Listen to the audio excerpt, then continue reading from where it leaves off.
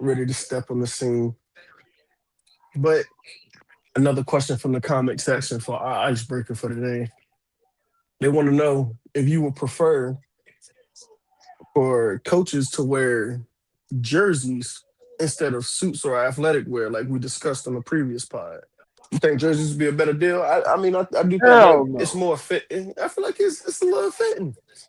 You a part of the team just as much as the If players. I see the coach with a football jersey on, man, it's gonna look so ridiculous. Well, nah, that would look ridiculous. And then That even if would you look see ridiculous. a basketball coach with a no sleeve jersey, that no. No sleeve Some jersey. It's sports kind of. it fits. Baseball it fits. But no. I I don't mean, you think could. nowhere else it can fit. You can't see a hockey coach with a hockey jersey on. I feel like that's where it fits the most. Honestly, that's that. Like I don't like hockey, the I feel I like like the that would suit. fit. It shows Ain't, some ain't sort of nothing wrong with looking dapper, looking nice in a suit. It shows some professionalism. It shows a separation, some type of authority. they already think hockey is, just all out wild. Brutes. So the suits kind of bring everything in. It's a good balance. But no, man, in baseball is where it is. It fits everywhere else, almost everywhere else that I could think of. I don't want the coach in uniform. We have to separate. We have to draw the line. Welcome to Point Blank Period. Point Blank Period. Point blank period. Point blank period. Point Blank Period. No pressure. Can't have a baseball conversation without bringing up Otani. He's a great pitcher and a power hitter. Yo, this man's top five. I'm still taking today's NFL. I'm going with the Niners. None of them are better than Brady. This is your argument. No, what I'm saying is, who's MVP? Do they not matter no more? Like, everything you said before that point is irrelevant. Not how the NFL works, baby. We drafted your replacement already. So Whoa. I don't got to talk to no peon. Why not just come back and prove? This time he's really going off. Fireworks. Because we can't argue facts. What I told you when you got involved with this. This Grown is man business. Grown man business. Welcome to Point Blank Period Podcast, the best sports podcast, Point Blank Period. Today's episode 56. We turning up from here. We putting foots in. So, with that being said, Mr. KD, who been putting their foot in people's backside recently on the NBA side? Who is your player of the week? Donovan Mitchell, Cleveland Cavaliers, finished a good first round, and they went into the second round. And Donovan Mitchell been on a tear. Last 4 games, averaging 33. That includes a 43 piece that he just dropped with 39 in the second half. So he's been on a tear.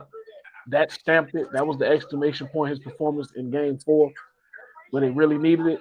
And I think he got a lot of series left to continue to stack these games. But yeah, when you drop 43, 35, 31, you've earned your right in your spot as the top dog this week.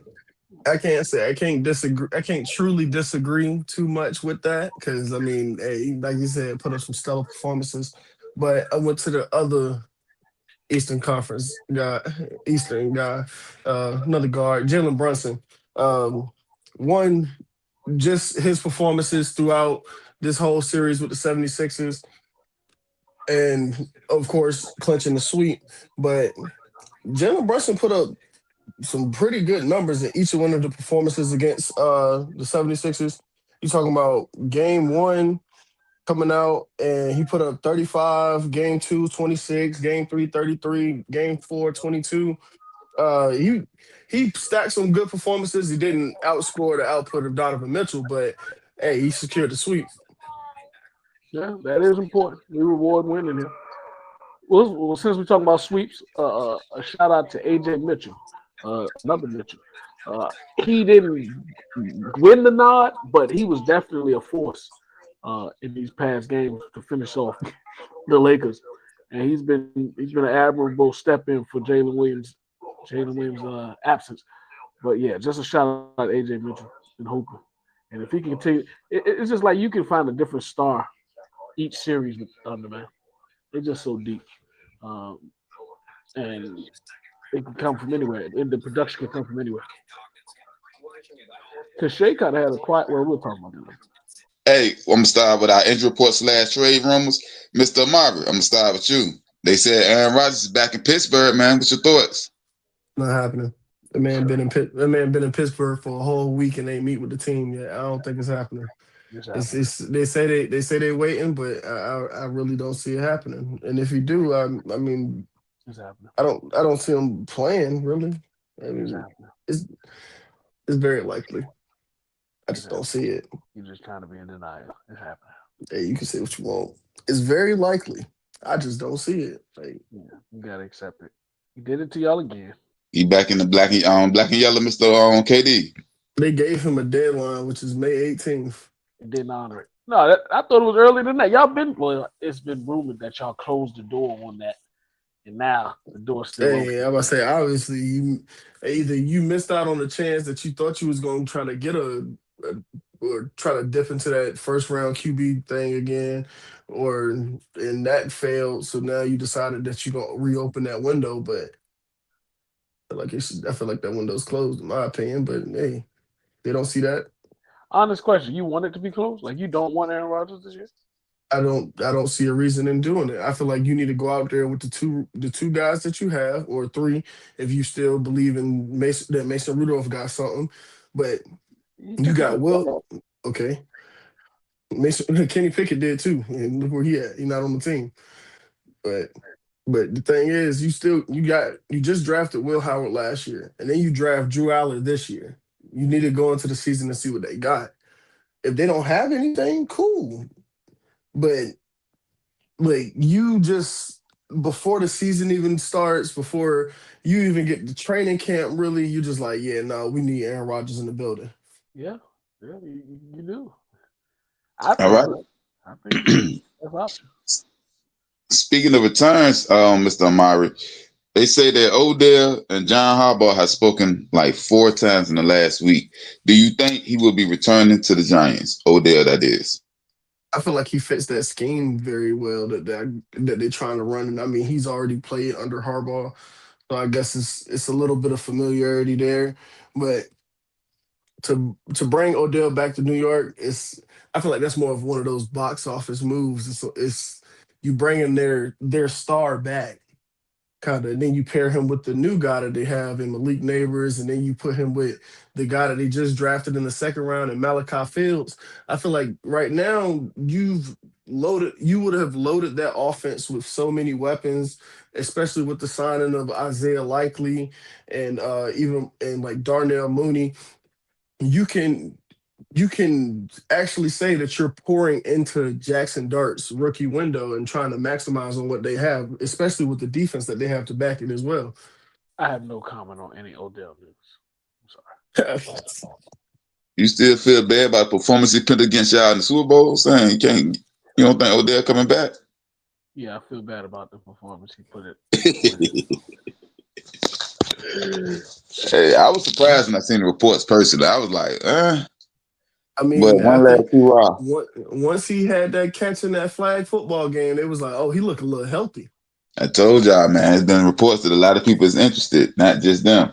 But I feel like a lot of people is kind of like a lot.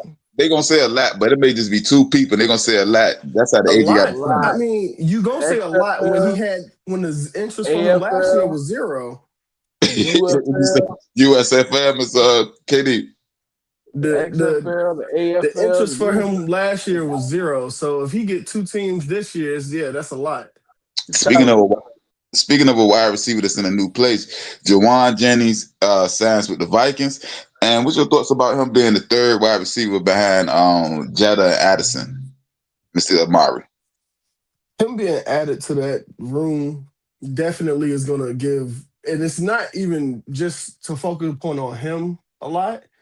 This is going to maximize him, Justin Jefferson, Jordan Addison, and Kyler because they play in the Kevin O'Connell scheme. I just think this was the best fit for him if he sees himself at some point being a 1 or even more so a high-end 2 for some team in the foreseeable future. But this was just a good fit for him. He's in a high octane offense that's going to pass the ball. especially with Kyler being a former first round pick, or first overall pick. I should really put the emphasis on. Uh, they're gonna try to really put the ball in his hands and try to win some games, as well as being able to be backed by that defense. So I think Jawan Jennings definitely went to a team that he saw fit, and he definitely fits for that offense. Yeah, I think it's a great fit, a great pickup for Minnesota, and like you said, a great fit for Jawan Jennings. But let's ease up the opportunities that he's going to get. We'll see. Like you said, I trust Kevin O'Connell to maximize his talents, but let's ease up on saying Kyler Murray. I got to see it to believe it. Hey, if that man revives Sam Darnold, you don't think he can revive Kyler Murray? And I'm gonna treat him just like He Sam made Darnold. that. I got to see it to Hey, believe it. Daniel Jones spent a stint with him and went to Indianapolis and was undefeated for I a while. believe in Kevin O'Connell. I full fledged believe in Kevin O'Connell. It's just Kyler Murray. Yeah, But we don't see. I think we have the opportunity possibly to see the best Kyler Murray because it's new life, and you don't know how many more opportunities you're granted. So if he takes it serious, I definitely think he can maximize his with Minnesota. But let's see first. Mr. Murray, last but not least, on our wide receiver rundown, I guess it's all we're speaking about today is wide receivers thus far. Now that Stephon Diggs' troubles, quote unquote, is behind him, who do you think should be looking to sign him, and who you think is in the who's the front runner to sign him? front runners, nobody. I don't really think anybody's really looking right now at Stephon Diggs. But the teams that could definitely use him, I think, are the Washington Commanders and the Chicago Bears. I mean, the Buffalo Bills could also use him, but I don't think that's good pairing anymore. He can come back home if he's willing to take this hometown discount. We got like about 1.5 for him. No, he can go home, literal home, and go to Washington. Mr. Marvin, let me ask you a question because when I was doing research for him, I seen that his brother is also not signed. Do you think there's a chance he'll be returning back to football? Because I think he went to the Packers for a couple of weeks and then they cut him right, if I'm mistaken. Yeah, they did, and I believe that was mainly due to, I mean, they signed him right before the playoffs, and then ultimately their season ended up ending not too long after that. So it wasn't really more so a move that benefited them at that time because I don't really think he got to see the field much either. But I do think he'll get another opportunity to play football. I'm not necessarily sure as where Trayvon Diggs might find himself. I know Stephon Diggs better get an opportunity before Odell. If you want wide receiver, you need wide receiver help.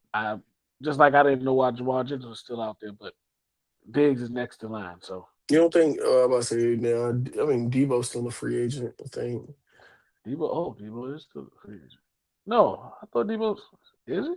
Huh. I believe Debo. I still would believe put Debo's Diggs still over a free Debo agent. though. I'll put Diggs over Debo. If you want a receiver right now. Yeah, I'm about to say the only other player that I believe is a free agent, but I mean that comes at the extent of when his recovery is, and that's Tyreek Hill. Yeah, we can't even dive into that yet. There's too much unknowns left. Yeah, it's like we need to know what is his recovery take, his timeline. All right. So do you have anybody else for your free agent news, or you want me to get to the next topic, Mr. Amari? Well, David Njoku, as I spoke on last podcast, just signed with the Los Angeles Chargers and the Pittsburgh Steelers. We have extended kicker Chris Boswell to a 4-year, $28 million deal, tying him with Brandon Aubrey as the highest paid kicker. Justin Herbert got David Njoku. If he's healthy, that's going to be a nice. That's a great red zone target. Yeah, when you just said Boswell, I think they're the two best kickers in the league right now. So it makes sense for them to be the highest paid. Like, I don't know who better. I might go Aubrey. I think he got like one of the strongest legs I've ever seen. So no knock on Boswell. So that's not a. We're gonna get to the basketball side. Mr. KD, I'm gonna ask you this question first. When do you think Jalen Williams will be back now that we've seen that OKC has wrapped up their series? When should we expect him back? The beginning of the next series? He gonna wait it out? The end? Game 5? How long do you think he will be out? I think they were being cautious with it. They didn't really feel the need or feel the reason to rush it, especially with a hamstring. You don't want to compromise the whole playoffs. especially if you feel like you got that series in the bag, which they did. So I think he'll be ready for the top of the conference finals, and it also aids that they're going to get that extra rest. So yeah, I think he'll be ready to go, and they're going to need him next round. This was the opportunity for you to rest him, but San Antonio, Minnesota, you're going to need Jalen Williams. Defense. Yeah, he probably already have to. They say I don't need for you to be here. We good without you. I mean, hey, if you closing it out, there ain't no need for him to be there. Yeah, you got AJ Mitchell, like I mentioned, AJ Mitchell averaging 24. Out of nowhere, like, well, let's just let the young fella keep doing what he's doing. Yeah, let him get a little right now. And that's gonna pay off in the long run, though. The more experience you get in the playoff, they were winning without Shea, really. I'm not like without him, but yeah, I think only had one game we scored more than 22 this series. If I ain't mistaken, he only had one game. The closing game he snapped, but I'm saying the other three, they like if we're beating you, and our best player, our MVP, is not even having, he's not even balling out. Oh yeah, we got this series. Go ahead, rest up, Jalen. Yeah, he was in breaking case of emergencies. So with that being said, let me ask you this: how much did you think the Luka injury hampered them from beating OKC in their series? Beating them? They weren't going to beat. Or well, let's say being competitive. If that probably better being competitive. Did you see the report that came out from their locker room? We don't have enough good players to beat OKC. Who said that? That was the reports that came out their locker room. And they didn't put a name to it. Saying no mess like that, or on microphone or record. They ain't put no name to it. But that was definitely the reports that came out. Sound like some DeAndre Ayton statement. I'm joking. I mean, hey, dominating. You seen the chain?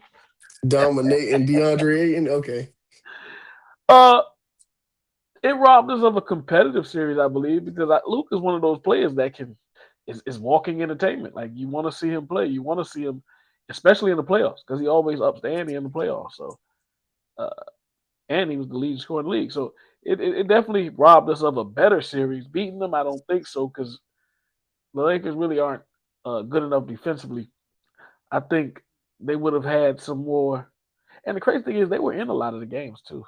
So you can stretch the imagination and say maybe they could have beat them, but I don't see it happening. I tell you what, if Luka was in this series, Jalen Williams wouldn't have had that much luxury to rest. I'm gonna say this though, Mr. KD. I think personally, the Lakers, they was more built to beat teams like you, meaning the Nuggets, the Wolves, and maybe even the Spurs. I think a high octane, fast paced team, even with Luka, I don't think they were really necessarily to beat them. Was structured to beat them. I think they were structured to beat teams with bigs that could slow it down a little bit and they could play more of a half court game. What you think about that? No, I think the roster is top heavy, and the construction of it for the further about the roster is not really an identity. They're really just built to thrive around Luka's production. As DeAndre Ayton, I think he would have been a better player with Luka, or Jackson Hayes would have been a better player with Luka or Rui. They're just really top heavy, and the rest of the pieces I was plugging what we can get.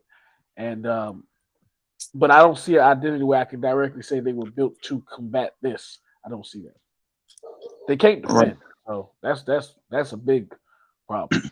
Let me ask you about two people in particular. I ain't gonna say it's breaking news, but it's been news swirling around about Giannis and Jaylen Brown. The Bucks, I want to say the owner in particular, came out and said they are open to trade Giannis, and then a lot of people saying Jaylen Brown might also be on the move from Boston. What's your thoughts about both? Man, Stephen A, the only person I know that said that. He said he'd trade Jaylen Brown for Giannis straight up. Stephen A, the only person. Yeah, I ain't just saying that will he trade him for him, but they said that ever since, I want to say he was on Twitch or something, Jaylen Brown. Yeah, he went to stream right after the loss and pretty much was criticizing the refs And I mean, of course, the public opinion is not going to take too wisely to you getting on social media and streaming right after you just lost in the playoffs. But I feel like to come out and say that, yeah, we're gonna trade Jalen Brown after the season that he just had while your other star was healing. Yeah, I think it's a little bit of a disservice if you was to trade him. But I mean, hey, if you manage to get Giannis in that same deal, I mean, you get a bit of an aging superstar. But I mean, I think Giannis still got some years to play. And he's a top talent in the NBA too. So What you think about this, Mr. Katie? They have to make a decision. That the contract for Jaylen Brown and Jason Tatum is gonna create a conundrum, and you're gonna have to make a decision. And I just don't see how you can wholeheartedly say Jaylen Brown is the one to go. I don't see how you certain. well, I say, yeah, I mean, he's the healthy one. He's the one that just had the great season. I feel like, I mean, even though you've poured so much into Jason Tatum, I mean, I definitely get where Katie's coming from, and where, I mean, I don't think Jaylen Brown is the one that needs to go. I'm gonna ask you this, Mr. Myron, Mr. KD. Do y'all think that they looking to move him because of the money, or do y'all think they looking to move him because he want to move on? Because personally, if I got two superstars like this that's relatively young, I'm not looking to move on for any one of them personally. I don't. First off, I say I don't think they're moving either one of them. I don't believe that. First off, he stated he wanted to move on. Where is this from? He stated that. It's basically reports. They feel like based off his Twitch screen and a couple of things, and even dropping in the windows. And I want to even say T-Mac had said he reported that he's been hearing that he's looking to kind of tired of Boston, looking to move on. It's been certain little things coming out that they believe that he want to be the lead dog of his own team, and then little statements like I feel like I had my best year personally and stuff like that. So what they saying is he did. He's not wrong. I ain't say he didn't, but the reports is they basically thinking that he's saying that, and what he hinting at, I did my best. Now, when he come back, I ain't gonna be the same person. So let me go somewhere where I can be this Jaylen Brown all the time. Yeah, I think that I feel like there's a lot of people reading into that too, way more than what it is. Trying to build a narrative, but it's once the man says it, then we can run with it. But right now, it's just trying to poke the bear or pick at something that's not there. The man has a Twitch stream where he is treated like a podcast. It's a lot of players and athletes that do it now. We can't get up there and every little thing they say, we try to pick at it and think it's this or what does he really mean and da da da. Maybe he really means just what he said. Like, I just had the best season of my career. That's all. Might be all it is. But Yeah, Mr. the best Katie, season that's the of his whole career, point. and it didn't The fact matter. that you got a podcast or a Twitch stream or whatever, we are gonna pick up every little thing you say. Like that's going up there doing that. You got to know this from the door. If I do, no, but who's at fault? If you're trying to pick at what I'm saying, how am I at fault for what I said? It's not a You're fault. You're trying to make something out of what I said. It's not a fault. It's an observation. The point being is people are observing what you're saying and they gonna have thoughts about what you say. So if you go out there, the problem is when your thoughts, you lean so far into your thoughts that you think that's the truth. Just because you think something don't mean that's the truth. Yeah, but since I think that, and then this is the thing about it. The reports isn't we believe he wants to go. The reports is based off what he's saying. We think, as long as you can pick that word "think" or believe in it, you can get away with murder. Right. You can get something on something back. But what you think is not what he thinks. So we can't put our thoughts and say, "Oh, this is what he means." No, that's not how it works. But going on a public platform saying anything you want to say, which you got the right to do, people gonna dissect and pick apart what you say. So, but I'm saying by doing that, you opening yourself up to these type of questions just by proxy, by doing it. My point is, they can still be wrong. Just because they have an opinion or they look at it this way or they think this way, that is not concrete. So what are we? You said it's a problem that people are picking things apart. That pick everything apart. Picking things apart. They're picking at it, like they're taking parts of what he's saying and saying, "Oh, this is what he meant," or "This." That's not how it works. You don't know what he meant. So you can think away, you can be led to think away. You don't know what he meant. So stop trying to pick at it and put your own narrative behind it. The man said he had the best season of his career. Look at the numbers. He was in the MVP race. What more do we have to pick at? And we're gonna get to this when we get later on the convo, when we get to somebody else. They kind of said something similar. It's not just saying that, it's when you said right after the loss, all of those things play a factor into it. But that's my point. By saying it on the public platform, people are going to make assumptions. Whether you think it's right or wrong. See, the part I'm saying is people are free to make assumptions. But The problem is when your assumption is put into a narrative as if it's a fact. But and that's what I was getting at though, Mr. KD. When people start making assumptions and the tabloids start writing headlines, and then the Boston Globe is saying this, and people are saying that, right. Now it becomes from opinion, a narrative, to a controversy, to a distraction. But it never becomes a fact. When does it become a fact? Something that you don't even really mean that way. But that's the whole point. That's what I'm saying. This is why you're leaving yourself up to be hit with the arrows by you saying something. So in the social media era, you are vulnerable at every point. you can be in a sideline, caught on the sideline, talking to laughing next to you with your teammate, and they're gonna run and say, "Oh, he's not engaged into the game." So they're vulnerable at all points. The part is you cannot. If the man didn't say it, what are you trying to build here? But Mr. KD, how many people actually come out in the public and actually say, "I want to be traded"? That's few and far between. Even a lot of them now. No, they don't. No. They may go behind the scenes and say it, and then we'll get a report about it. But it's rarely.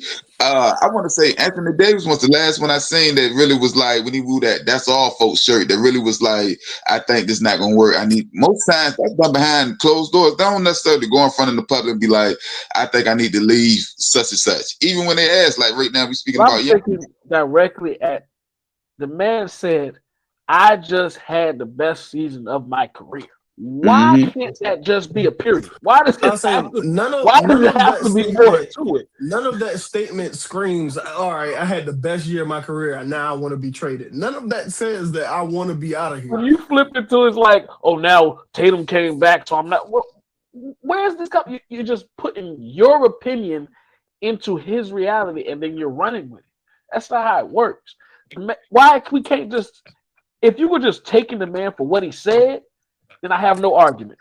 What he said is what he said. But taking what he said and making him mean something else. Mr. KD, all I'm saying is that's exactly how it works. Like that's my whole point. That's exactly how it works. So that's how it's gotten to. But that's what I'm saying. That's where the fault is at. Your opinion isn't his facts. So you that's where everything got screwed up. Because if you get enough following and you get enough gas behind it, now all of a sudden it's reality. No, that's what the narrative that was pushed, and a lot of people wanted to hear it because controversy sells, and that's what they ran with. All right, now let's get to Giannis because, like I said, the owner came out saying that he is not looking forward, but open to trading Giannis and hearing deals. What you thinking about that with the Bucks and Giannis? Giannis said it's time to hang it up with them. I mean, after the season that they just had, I mean, I guess, and obviously Giannis already said that he's open to it now. I mean, hey, you might as well go ahead and just start looking, seeing who won him. Yeah, you said who the last one. Giannis just did it.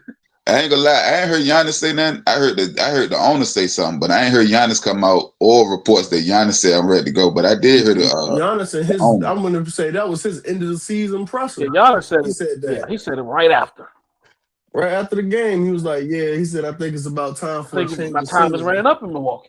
Yeah, so, but I knew it was over once he sit the NBA on the boards and told them, "Look, they won't let me play. Please investigate them." I was like, "Yeah, he in here snitching." He started to tell what the water board doing. He said, I got to go. But do you have anybody else for your injury report / trade rumors, Mr. KD, before we get to the next topic? No, because we touched on Jalen Williams and everybody else is eliminated. So those injuries don't matter no more. We talking about actives. All right. So more football with Mr. Amari. Mr. Amari, I got a question for you. What's the best football state?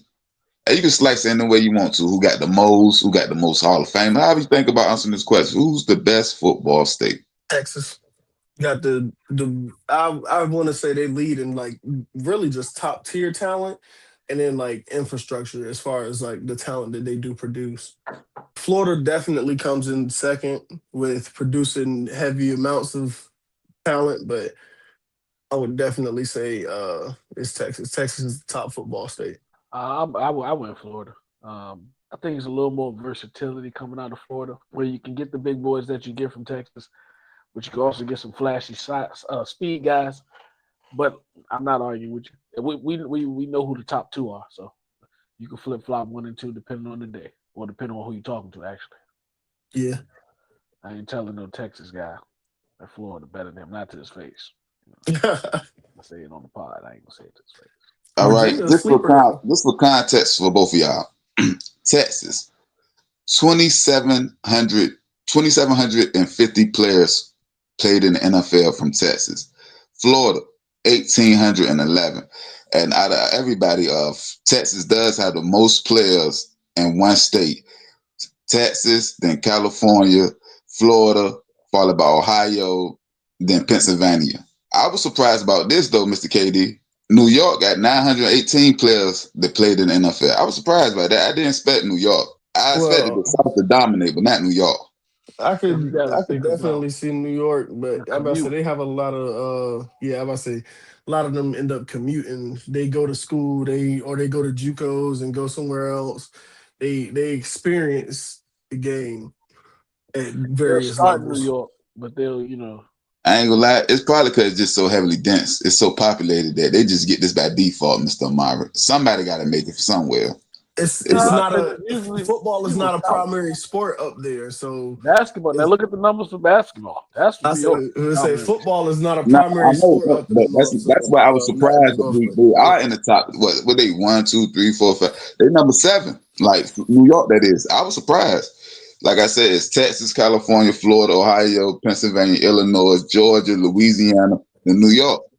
I They're wouldn't have going thought New York south. was that high. It's gonna be majority south. Majority south. It's gonna be that. Yeah. Now I Yeah, expected the South. Yeah, the South got something to say. I expected that.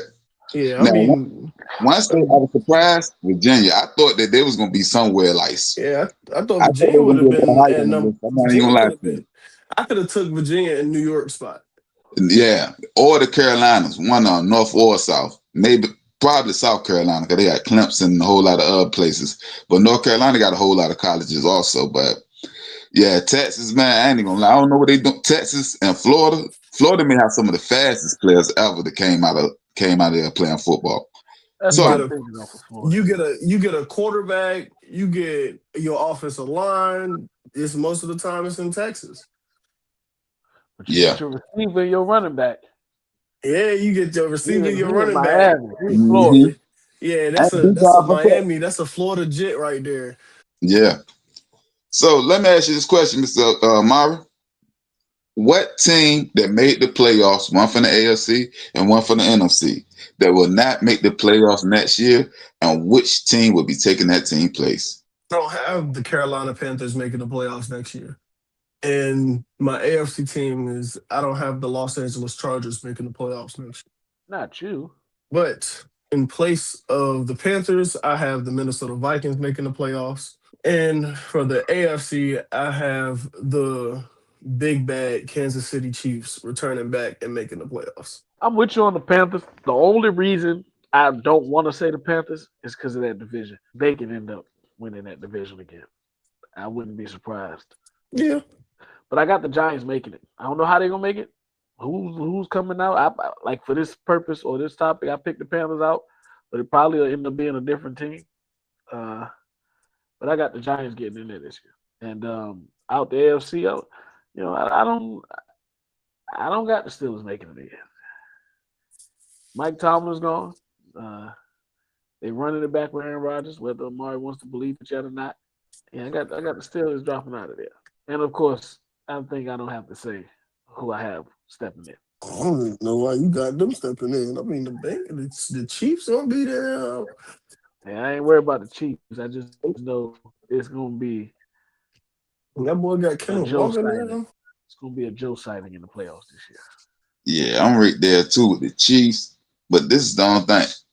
I think it got to be the Chargers because it got to be a swap out AFC West team for AFC West team. My point exactly. You The have to team swap that out I AFC West for AFC West. really think is not gonna make the playoffs is the Texans. But if I take them out and they win the division, that means another AFC South team gonna win the division. Oh nah, Jacksonville be there, so that's perfect. I'm taking the Texans out. Jacksonville gonna take. Well, to be honest, I'm taking I can't see that defense slouching that much. I can see And the CJ Chiefs Stroud going slouching. in. I can see that. CJ You said Stroud. what? Stroud You say Stroud what? slouching. Stroud slouching. Yeah. And he who I'm dictating this pick off. And so it's crazy how so much can turn within the year.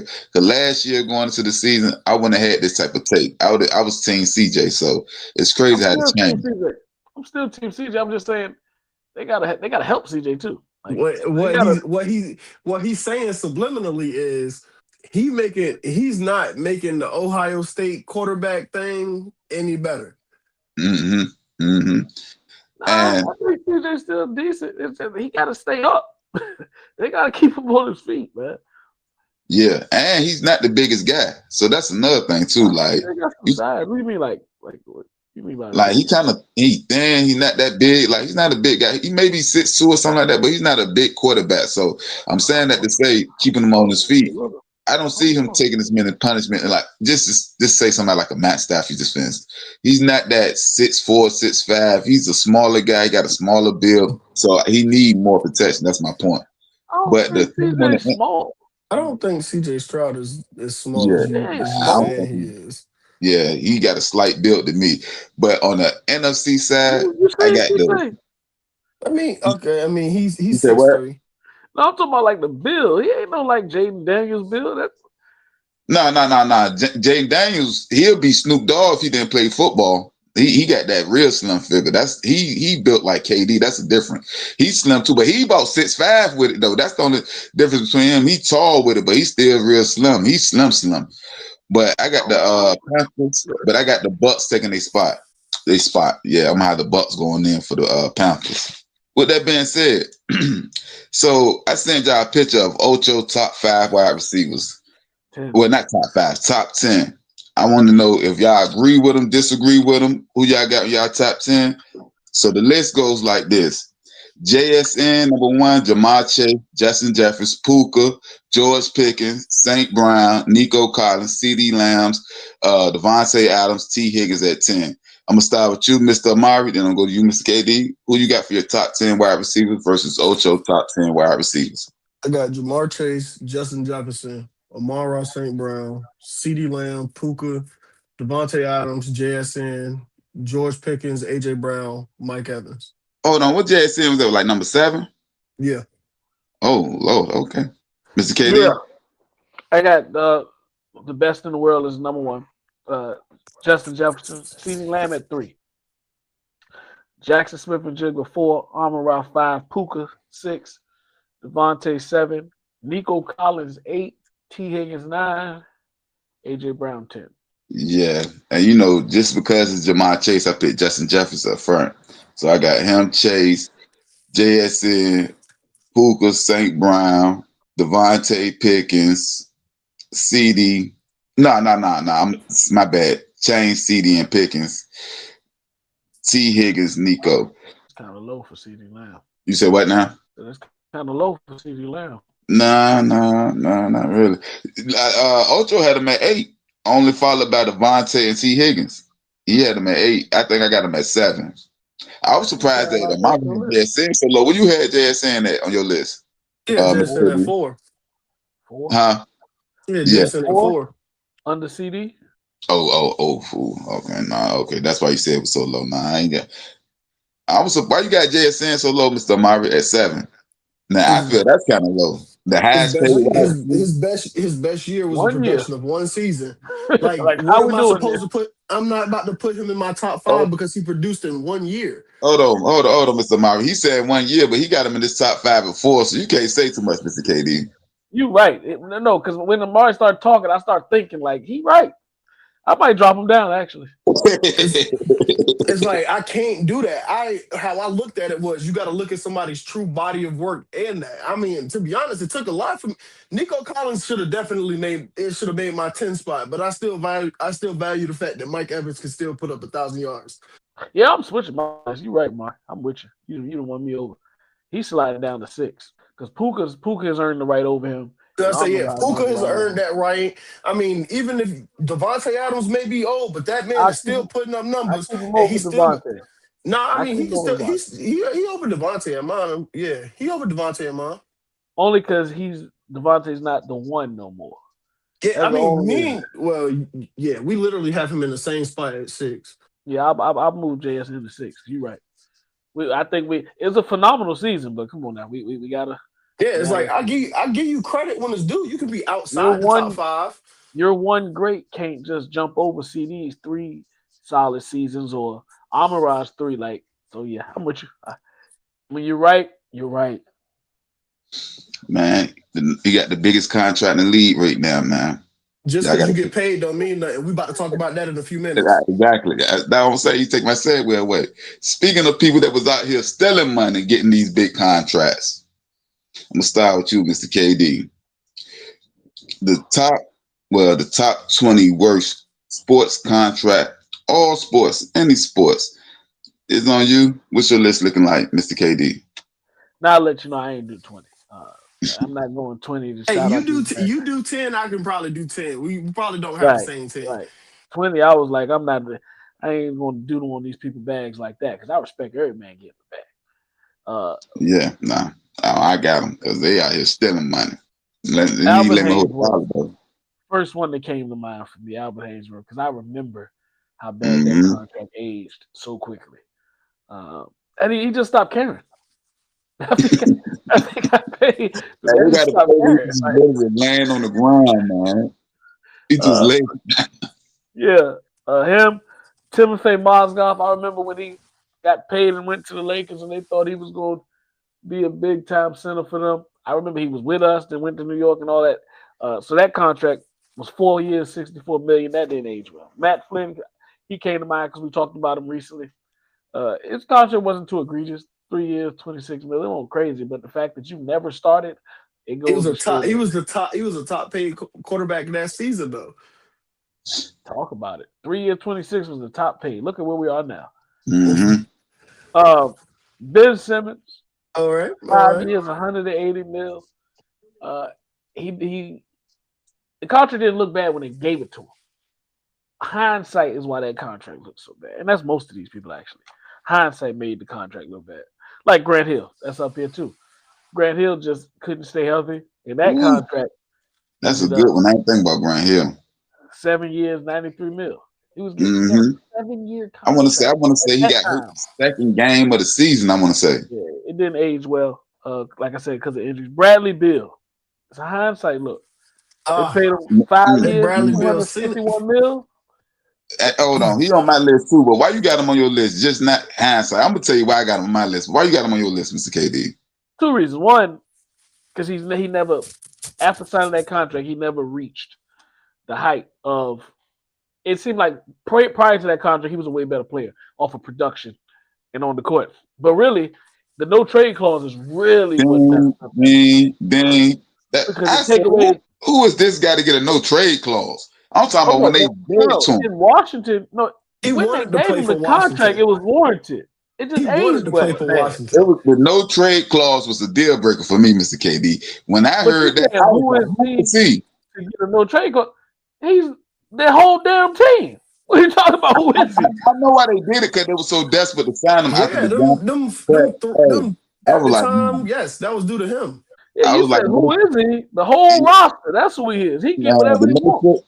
The no trade clause lost me, Mr. KD. I could not get it didn't age well because when you try to move them, you can't really move them. I don't like no trade clause anyway. I don't like when I heard about it then, I thought it was crazy. When he did it, I didn't think it was crazy. I just expected Washington to put some more pieces around him, and they never was able to do that. That's why his contract aged bad because you paid him to be everything and still had forced him to be everything. Like, put some more guys here for I can really maximize this moment. But they didn't do that, and it aged well. And it really just messed him up when he actually ended up in Phoenix, and that was a shell of the Washington Wizards guy I was expecting. So that's really what made that contract age back. Russell Wilson. Okay, so now you dipping into the football ones I got. Russell Wilson got to be up to 5 years, $245 million. They still paying that man. Yeah. And for what? They allowed him to go to Pittsburgh and get, what was it, $5 million? Like, it was. Nah, he got a mill. He got a mill. Oh my gosh. Because he's still making, you still paying. And that's another thing about this contract. That's why I could have went 20 deep if I wanted to. I hate when a contract is still existed and you want like your second team after that. I feel like that at that point we gotta get into the financial room and see what's going on with these decisions being made. But yeah, Russell Wilson's on there. I'll close it there and let y'all fill in some more spots. I got a few more names, but I feel like the 1-1 in this entire worst contract dispute, Deshaun Watson to the Cleveland Browns, 5 years, $230 million guaranteed. After all the situation, like the timing of that was bad too. Like that was just a bad. That was the worst. It was the worst decision, the worst contract. It was terrible. Yeah. You said last week, Mr. Myra, Cleveland band Cleveland. That was a Cleveland band Cleveland. Yes. Is it? But you know it's what? Very much you're the Browns. You're as much of the Browns as the Browns are gonna get, and that right there let me know that you never wanted to change your franchise. But he about to turn all that around because he's the starting quarterback this year. Watch. Oh, that's yeah. All the massage parlor doors open. Oh, he's still getting his massages. I don't care what nobody says. Number 2, Daniel Jones and the Giants. It was time. It was the timing, but it was more so the decision to choose to pay Daniel Jones over Saquon. That's what I mean. That is why I put this up there. Then you get into it. And he had a good chunk of guaranteed money too. Yeah, he did. He had a good chunk. He got like $80 million guaranteed. Yeah. But now, and this just sounds like I'm bullying the Giants. Sorry, if you're a Giants fan, you might not want to tune into this episode. I know where you're going. Wide receiver. Kenny Golladay. Yep. To the New York Giants. 4 years, $72 million contract with a max value of $76 million, and the man probably caught like 30 balls. Yeah, I was saying he probably caught about 30 passes at most. Next is Darren Waller to the Giants. His wasn't that bad. His was a 1 year though, right? No, actually, Darren Waller's contract, I believe, was like a 2 year extension, pretty much, because they got they got him from the Raiders. But they ultimately made this man play fullback. They took him out of position and made him play fullback, and I feel like that's more of a I would say an organizational problem. Yeah, that's because I'm like, I want to say it's a roster makeup issue, but y'all did that. Ain't much to say to that. I ain't even gonna say it because I was definitely about to go somewhere. But I don't know why that. Never mind. Go ahead. Le'Veon Bell to the New York Jets. Oh, that's a good one. That is a good one. He sat out the year prior. I mean, of course, we knew who Le'Veon was. But once he went to the Jets, you saw why the Jets were the Jets. And then it just trended downward very, very fast after that. Nnamdi Asomugha to the Philadelphia Eagles. Don't do that. That man was the best corner, second best corner in the league. And then went to Philly and became what, top 64? They didn't know how to scheme for him. Hey man, he's a zone corner, and y'all tried to make him man. Right. They thought they could find a Revis. Because his name kept coming up with Revis. No, it's different. Yeah, he was one of, like you said, he was one of those guys, and he just didn't fit what y'all wanted. But yeah, that's a contract of wasted money. Now I'm gonna give you one for yourself. Geno Stone to the Cincinnati Bengals. We ain't give him too much, man. You ain't give him too much, but what did he do? Not a damn nothing. What did he do? I mean, we about to go on the list next, Mr. Amari. Yeah. Nah, Y'all he's trying to drafted get Pro Keon Bowler with you. Coleman. He's a Pro Bowler with you.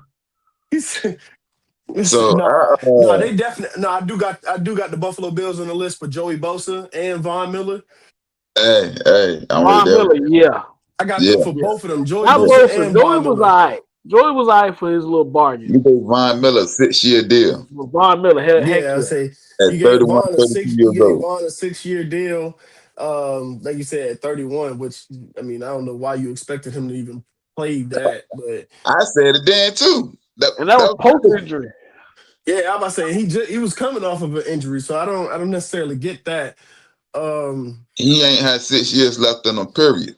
No, not at all. Not, But let me I'm gonna give a couple on and then go back to Mr. KD with the ones he got left, and then you go ahead. Any team that give James Harden a deal over 1 year from here on out is a bad contract. You need to sign him week to week, check to check. Any team, I will not get that man over a 1 year deal. No, James so Harden ain't had a 36, bad 37. contract yet. And James so Harden get paid his worth. Exactly. yeah, it's gonna be a bad deal. Chandler Parson, that was a bad deal. That's a good one. Jerome Yeah. James, So Memphis? yeah, when he got that free agent deal. Jerome James and Eddie Kerr, they went back to back. They were two big centers. They paid. I just thought of one. You said big center. You know what I thought of, right? And I Joel loved him when he Embiid was getting with his the next Lakers. one. No, I loved him when he was with the Lakers. But Philadelphia, bad. he robbed them. You talking about Andrew Bynum. He robbed them, boy. That's a good one. That made me think about him. Go ahead. Selling money. And then Eddie Kerr and I had a bad heart. He had like something wrong with his heart. So that was another one. Joakim Noah to the Knicks. This is after he was watched with the doggone Bulls. I don't know why. But a lot of these, Timothy Mozgov, Joakim Noah, I won't even want to say Chandler Parsons. I think it was like the summer of 2016. And the salary cap increased so much that they were just paying people. Yeah. So a lot of people got Mozgov too? Yeah, I had them too. Yeah. Meanwhile, Dane to the Lakers. The Lakers paid him to practice. He didn't even play. Russell Wilson, the Denver paid him to go play for Pittsburgh. Go ahead. And the Giants. Albert Pujols. They get that man a 10 million, 10 years, 200. Stay away from baseball because it's a little tricky with baseball. Well, with the contracts that I think about with baseball, it's a little tricky. My thing was they good. 10 years. They should have been 7. He was already in the 30s. Like that's why I stay away from baseball because their contract lengths are so crazy that the first 4 years was a good deal. But that's why I said 6, 7 years. Yeah. A-Rod the same way. Hey, Mr. KD, this is why the Wizards are the Wizards. First of all, they gave John Wall money. He ended up sucking. I think he played like 30 games after that, and again injured. They gave Gilbert Arenas his money 6 year, 100-something million. Played 55 games after that. Hurt himself and had a gun incident. Then the Bradley Beal no trade clause. All of them. All of them going in the same thing. Danny Dimes, like Mr. Murray said. Wait. You said, and you be saying nobody want to play for DC. I might want to play for DC. They giving up bags. Yeah. You can get your money. Yeah, you can get your money. You ain't gonna win. Listen, I'll play for him. But Mr. Murray, Brock Osweiler. I'm getting that money with no expectation. Brock Osweiler. Oh, man, stole that money from Denver. Yeah. He went he a starting quarterback. I mean, he was throwing the ball to D-Hop. He was gonna get some money off of that. And I'm gonna go back to you, Mr. KD. This is gonna be my last one. If I say my number one, Kirk Cousins, that Atlanta deal. He was coming off injury. There was no reason to pay him all that money. And like I said, Kirk Cousins again been stealing money since whatever year he got into the league. I ain't gonna say he been stealing money, but the last I was about to say he done done it so much that ain't stealing no more. I'm about to say, hold on. Stealing money, I came in as a backup to RG3, and then at the end of it, I was RG3. No, we agree. We all agree. He earned his first contract. I got franchise tagged twice. He earned his first one. Yeah. I got franchise tagged twice before I got my contract. I don't think I ever told. Now, will I say his agent is the GOAT, yeah, but Yeah, I don't never see Perkins stealing. I don't think he stole. I feel like he's getting the worth that he thought. Well, I can't say that he thought that he feel like he is. And they do too. That's why they offered it to him. So they like that Kirk is a great locker room guy. He can be a mentor at any given moment. Yeah, you're right. First contract in Minnesota was warranted.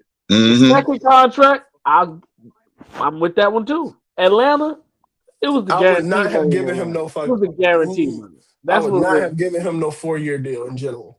No, really, no. Let's be all the way transparent. It's the security. No, the real problem is you did that, and then you went and drafted Michael Penix. And that's where it don't make sense. You gave him all that guaranteed money, but you go draft a quarterback that early. So that's really what we might be looking at it different if he didn't have Michael Penix in that room. You got anybody else on your list, Mr. KD? DeAndre Ayton. Got that with the Phoenix. And they re-upped him. 4 years, $133 million. I know it's a bad time to bring him up now because I feel like we kind of kicking dirt on him, but he never was the force that we expected him to be. Do y'all know DeAndre Ayton was the number 1 overall pick? Mm-hmm. And do you know? And now today, we've seen clips of his coach saying, "I can't play him." Like JJ Redick literally said, "I can't play him. I'm trying my best. I can't play him." That's a Colin Murray's contract with the Cardinals. Yeah and no, because he had as much as you hate him, hate him. Yeah, my Tua segments equal your Kyler segment. Okay, Nick Foles to the Jaguars. Great one. I was about to say, it's a great one because I forgot about it. So when I forget about a contract, I know it was bad. Yeah, that's a good one. That's a good one. Bill Belichick to the Tar Heels. Oh nah. Just as notoriety, they didn't got their money back tenfold already. They made that wins, though. They ain't getting no wins. They ain't paying for the wins. They already got it written up. We got a 7-time Super Bowl coach. What? You know what? So y'all didn't have Haynesworth on y'all list, or y'all just didn't say it? I had him on the list, but you said it. Oh, okay. I was about to say, hold up, man. Whoa. And exactly what he said. You got 7 years, $100 million, and then you just laying down on the middle of the field. That man stopped caring. Like he literally, you know who else? Well, you said Le'Veon. Nah, I'm not even going. Where we at with Ezekiel Elliott? He not even on my list, but he just came to mind. Nah, Zeke definitely. His contract. I feel like his contract was warranted, but yeah, like you said, like as it aged, it was bad. You stopped caring. Like that's why that's why I thought about it because of Haynesworth. I really think it was the deterioration of his offensive line. You talking about Travis Frederick retired, then Zach Martin retires. Like all right, everybody. So Mark, why am I paying you? I should have been paying that line. They were paid, and they were paid. But I'm saying I could have got anybody to run behind them. What I gave you that money for? After, and you know what makes it worse? I came in the league. Is that I came in the league? The whole holdout. You know it's crazy. He led the league in rushing. I think he came top 5 the next year. Had the holdout, and then led the league again. So what? Why you not gonna give me my money? 2 things messed him up. One was the holdout. The holdout really didn't age well. When he did it, I was with him, but it didn't age well because after you got your money, we never saw that same intensity. And 2, he was the guy that was wearing his jersey halter top. We start seeing that. What they got to do? I'm trying to tell you, like that halter top that he started putting them pounds on after he got paid. That halter top won't work in the same way. You know, we see our visuals first. The visuals stay with you. He had to stop pulling that jersey down to practice. He couldn't sell body no more. There won't no more halter top then. That man, he let himself go. I just felt like he stopped caring. But to be honest, even when he was at Alabama, I never thought Alabama, Ohio State. My fault, Buckeye. Sorry. You'll hear about him later. College, I didn't think he was that explosive. Then he can change offense. I thought he was dictated on the offense. Like if you have everything in place around him, he's going to be great. But I don't think he could have changed the offense. So he got offensive changing money when he got that extension. Mr. Marlon, let me ask you this question. I had him on this list, but I went back, so now I don't know how I feel about it. So let me tell me what you think about it. I had Chase Young, and we got signed to the Saints. You know, it's funny. He only had that was 8.5. He only had 8, I think 7.5 sacks was his most sacks. Up until last year, he went and got 10. So I feel like he can work his way off this list. That's why I ain't really mention him, because if he have another 2 10 sack seasons, then he earned you were the second overall pick in the draft, the former defensive rookie of the year, and you're on your third team. No, but what was the numbers? Because the Saints contract went crazy though. The Saints contract went crazy, but I feel like it's just the fact that you're not living up to the production of who you're supposed to be. Or if we tie him back to, it's more of a personal expectation than what the numbers are. I mean, I think he was only like a $3 million contract. A 3 year. Ooh. You said what? 3 year, $51 million. That's a penny. We over. I kind of undershot that. I thought it was definitely like a 3 year, like 30. What is that? Do my math for me. That's 17, 18. What's that? Yeah, that's definitely about let's say 17, 18. Yeah. I mean, it's the edge rusher money, but and you was salary $17 million. You can't. You just put up 10 sacks. Put up. And I think with a center, it can get up to $57 million. I don't know. I just realized we got pass rushers that's making. It's a bargain It's a bargain. Mr. KD, before he signed this deal. Huh? His most sacks was 7.5. Yeah, but that goes when they offered him the deal. It's going back to what Amari said. We're still looking at who you were projected to be. So basically, it's like I said. It's kind of like that girlfriend ideology where she was this with you, but I could change her. So at that point, they still thought Chase Young could be the project that we saw coming out of him. So yeah, she act that way with you. She don't act that way with me. So you don't know what you're doing. And that's crazy to say because it's like, Washington didn't know what they was doing, so we sent them to San Fran, and San Fran didn't know what they was doing either. She only divorced twice because of the husbands. It's not like San Fran got your. They also have your Ohio State teammate on the other side of you. Yeah, I tell you, you didn't know how to handle a real woman. That was your problem. Like San Fran is one of those teams that honestly, y'all in court together. Keep them edge rushers good. Y'all in court together, and they couldn't even help you.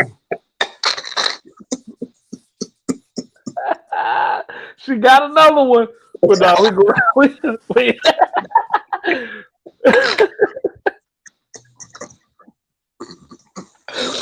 All right, we about to end this conversation, but the number one, Bobby Bonilla, baseball player with the Mets. This man, literally still Mr. KD. Stay away from baseball. Man, still getting paid. 1 million. 2035, right? Is it exactly 35? From 2011 to 2035, because he got a 5.9 million deal, 5.9 million owed to him with interest of 8%. So every year he get 1.1 from 2011 to 2035. On July 1st is known as the Bobby Bonilla Day. Every year he get 1.1 million. That's the definition of stealing money. The man probably got grandkids, still getting paid from the league. I ain't mad at him. Ain't touched a bat and yeah, still getting money. So he number one. He's a legend. We in a day and age now where 1 million ain't even looked at as 1 million no more. Like you'd be like, we still paying him 1 million. You'd be like, let him get his money. But I get what you're saying because when he signed the contract, we won't end this age. But yeah. But just the fact though, Mr. KD, you know how they be like after 5 years, players go broke. He know every year, July 1st, I'm getting another million off rip. No matter what I do the rest of my for the next 10 years, I'm getting $1 million. So I'm gonna start with you, Mr. Amari. Big game rivalry. I'm gonna give you Ohio State, and I'm gonna give Mr. KD Michigan. We're gonna create the better team. You get 1 quarterback, 2 running backs, 3 wide receivers, 1 tight end, 1 lineman, and 2 defensive players. We're gonna alternate between each other. I'm gonna start with you first, Mr. Amari, then to go to Mr. KD. You want me to say my whole Clarification. thing or just position for position? Yeah, you go back and forth position. Clarification. Okay. Are we judging them off of College college, or are performance. we judging them off of who they are? College performance. Yeah, this Oh, college. my whole list done. This My the whole big, list done. big game My whole rivalry. list. Quarterback. I feel like I was messed up in this. Like, why do I get Michigan? Yeah, you did kind of get like off Come rip on now. with the position you need. It's like you got the GOAT, but that does not matter. Don't even matter. Michigan got some great players now. Hey, They great got players some great don't. players, but Ohio State. Never mind. Let's go Great. with I can that. honestly. All right, you know what? Yeah, let's just get into it. My QB, JT Barrett. You see what I mean? The fact that JT Barrett is going to hold weight to the quarterback I pick means I'm at a disadvantage. All right. I got Brady, man, because I wasn't clear on what the narrative was. So, but yeah, I'm still gonna pick Brady. If Brady's an option, I'm always picking him. All right. At running back, I got Archie Griffin at RB1, and RB2, I got Ezekiel Elliott.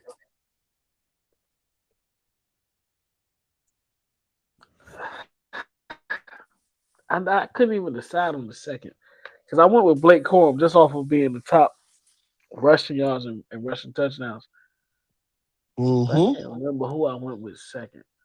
I bow out my second. Go ahead, because this is my part. When we get to receiver, it's like I'm. Yeah, you got receiver. You got. I mean, No. you So got- you want to take one of your running backs You off got and receiver. got 4 wide receivers. Huh?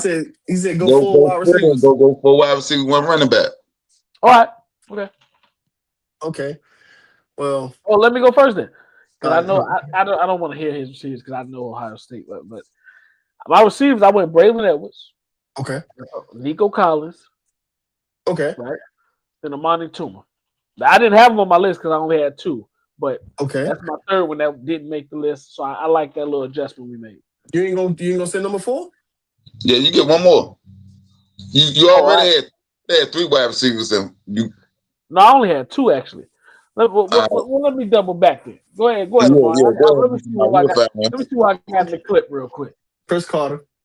I gotta have Chris Carter already. Yeah. Here we go. And Mecca Igbuka, because he's the leader in literally every category. They got receptions, yards, touchdowns. This dude just finished his rookie year. You see the disadvantage I'm at? He just finished his rookie year. And then JSN, who holds the record for the most receiving yards in the Rose Bowl game with 348. Just go to tight end. Hey, you got me. You got me on tight end though. I got Jake Butt. Okay, you did not use your. You did not take advantage. No, but we're going off college, right? We did a college career, right? I mean, he balled, but like, I feel like, is he really the best one? Statistically, we're talking about touchdowns. You got to score as a tight end. All right, Who well, I I got Jeremy Ruckert. No, who I missed? Who you said I should have went with? I mean, honestly, I would have thought it would have been like about Colston first? Loveland. I'm not going up to do this a rookie. He just, And I feel like he was the most productive one at Michigan you know, they had Devin Funches as a tight end. as a tight end. Yeah, and then he decided he wanted to be a receiver when he got to the league. Yeah, That didn't work out. not at all. He went back to tight end too. And that didn't work out either. But my fourth, I my got first. O-line though. Oh, I mean, got it. all right, go ahead. Who you on Because I'm talking college and NFL in my mind. Jake Long. I know he had a better career than who you about to bring up. Orlando Pace. I knew it. Close. That's close. Number 1 draft pick. So that's close. I'm trying to weigh the NFL, man. I'm weighing the NFL because I need the NFL to validate my roster. All right, hey, you gotta hear me for one of my. So you know how you like preaching this NFL angle for this. You have to throw the NFL angle out for my defensive player. One of them. One of them. Okay. Well, actually, both of them. Golly. Really, both of them. It was both trash in the professional in the league? No, one of them was trash in the league. One of them ain't really get a start. Okay. Both my The guys first- Hall of Famers. That's cool. The first guy, Jeff Okuda, lockdown at Ohio I State. wanted At him coming Ohio up. State, he was a demon. And then wanted the him other one is Caleb Downs. I mean, arguably the best player on their team, best You DB was that they've recent had in a with while. yours. You was a little more recent with yours. You was a little more recent with yours. Oh yeah, I was recent with Caleb. Jeff Okuda, I was like, nah. I mean, he's one of the best cornerback prospects I've seen for a while. Still recent to the narrative we talking about right now.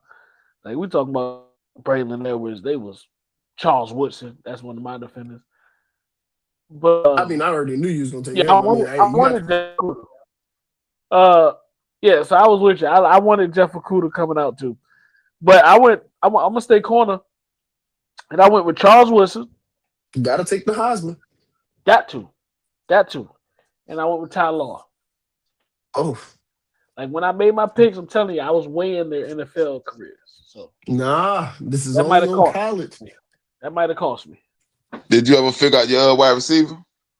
I don't need him because he went out and nah, I don't need him.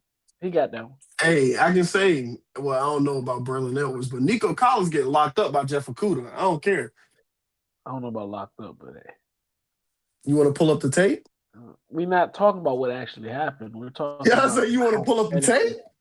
We're talking projection, buddy. Okay. We talking about real life. They played. Charles Woodson will lock up whoever you put on that left side. Whoever. I know you're not gonna put a Buka. You're too young. So whoever you put over there, Charles Woodson locking him up.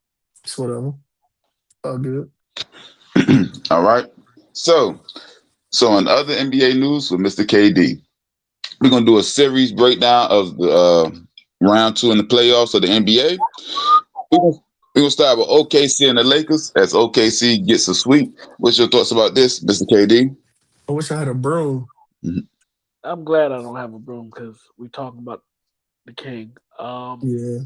Is this the last we see of LeBron? Of LeBron, no. Of LeBron in the Lakers uniform, we could talk about it. I gotta watch my words because I'm not about to. It's so hard to say goodbye. What I'll say. Okay. OKC was the overwhelmingly better team, but that is not a depiction on the Lakers. I mean, I feel like you definitely just called them like two types of trash. And you just trying to butter it up right now. No, what I'll say, because that was my comma. OKC would be the overwhelmingly better team in the majority of their series, I believe.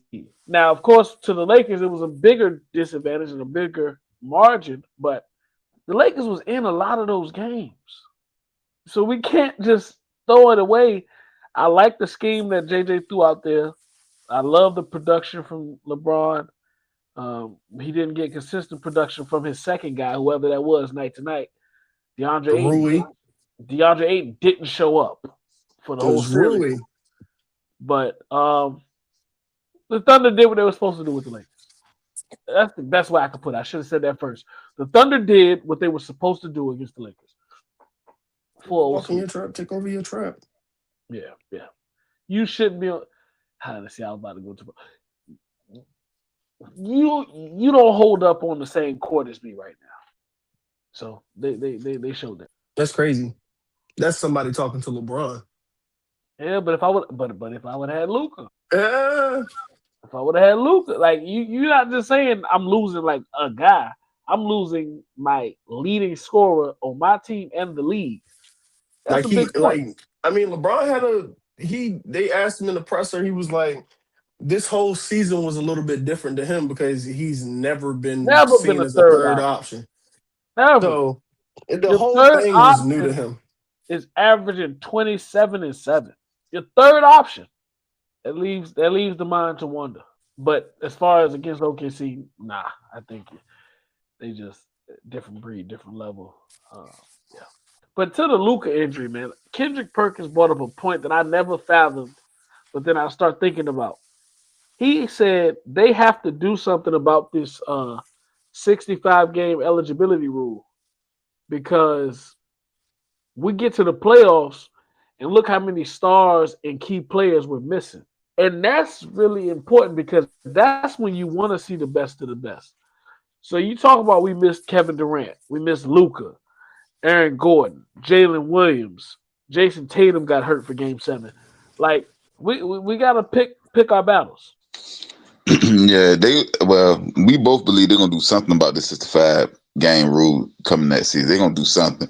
But they got to, like you said, so many people going down. Like, so something got to go. Something got to give. This time.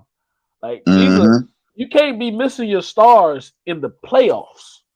Like I'd rather you pick them little low management games in the regular season. But when you the only game on TV, I need Anthony Edwards, I need Luka, I need Jason Tatum in Game 7. I need these guys then. So yeah, that rule is, I think it's gonna be short lived. They're gonna have to make adjustments. All right, a team where this series right here is tied at 2-2. Cleveland and the Pistons, where Donovan Mitchell just went off. I think he had a record 39 points in the second half, the most in the playoffs in the half. What's your thoughts about this? He missed. What was that, Mr. KD? He missed the record because he was at the free throw line. He could have got the record, but he missed the record. Oh. But still, 39 in the second half is crazy. Yeah, I'm glad that this series is getting extended because we want to see basketball.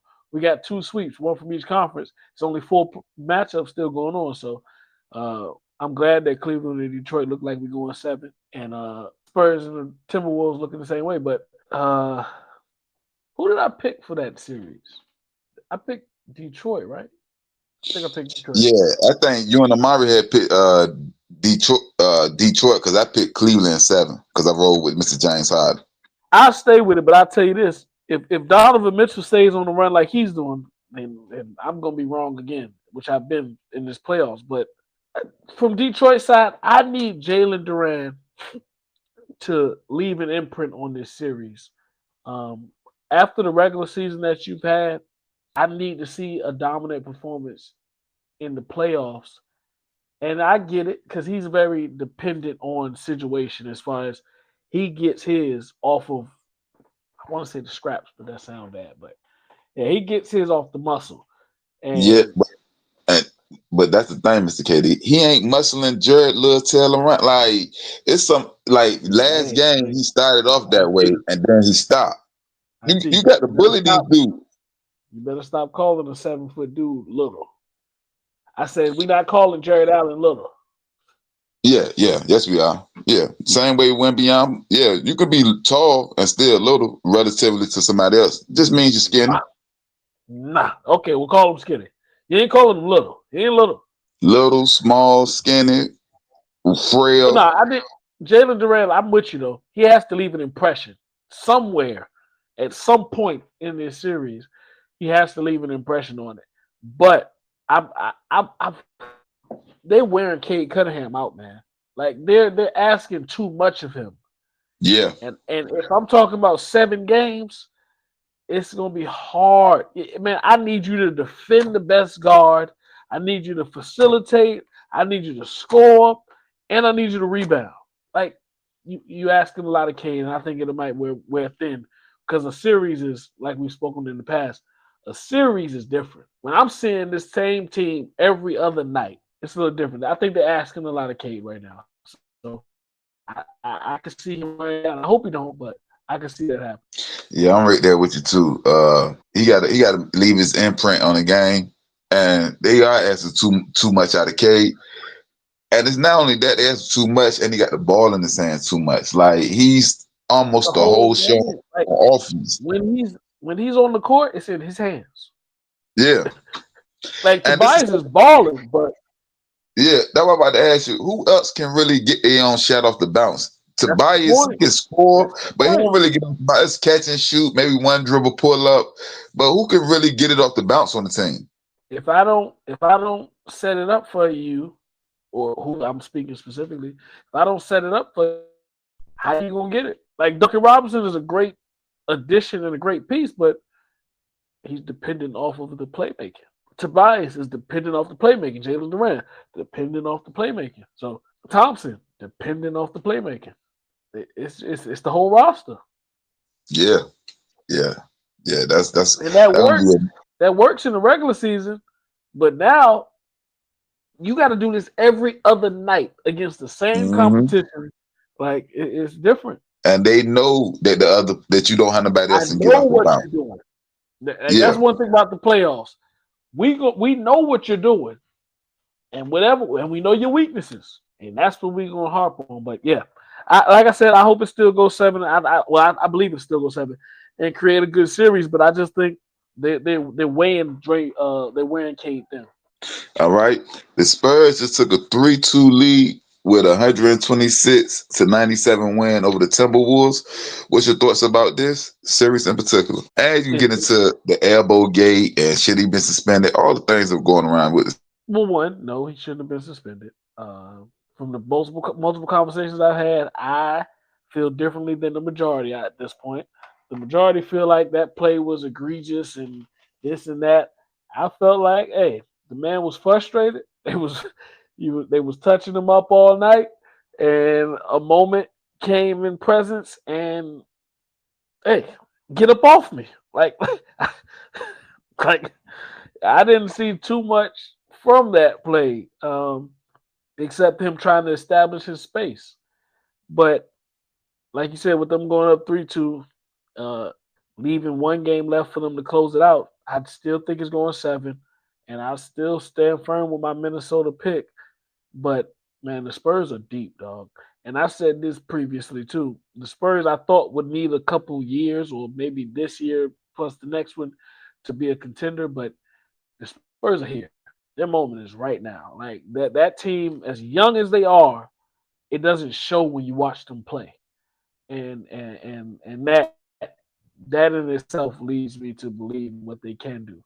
I wouldn't be surprised if they close out, but I still see it going 7. Yeah. In the word of Mr. Lamar, sometimes you got to pop out and show people. Like he just had to get you up off him real quick, one quick time. Now, I was surprised that he didn't get fined or anything. Like you get suspended. I mean, not suspended. You get ejected. You supposed to take the fine too, because as it happened, I was telling somebody, I was like, "Yeah, he will get that FedEx box in the morning." I thought it just came 1 and 1. You get kicked out, you get a fine, unless they take the flagrant back. But other than that, I thought he should have still got fined. Like I thought that came with the ejection personally. Now we But gotta stop rewarding. We gotta stop rewarding some of this bad officiating, and that could be a whole nother topic for a whole nother day. But just because the call is made in the moment at that point, that don't necessarily mean that call is right. So yeah, I'm against just because he was ejected that he gets a fine. I don't agree with that because errors are made, and that's why I we're said living. unless the technical is rescinded or the flagrant is rescinded, then I understand why you don't get fined. But if I always was under the impression it was a 1 and 1 thing, and obviously it's not because he didn't get fined either. He didn't get suspended or fined, so that means that you can get ejected without getting fined. Proof is him. Proof positive is him. So that's my first time I was saying that happen. But my whole thing was, I'm not gonna lie to you. I don't want to see a series turn on something like that. That wasn't egregious enough because he don't play in the recent game because he's suspended.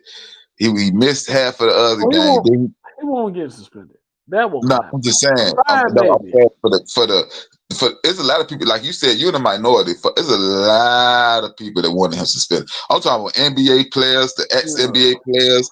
I'm talking about some dudes that was bullies in the NBA that was like, yeah, that's a dirty play, you should get suspended.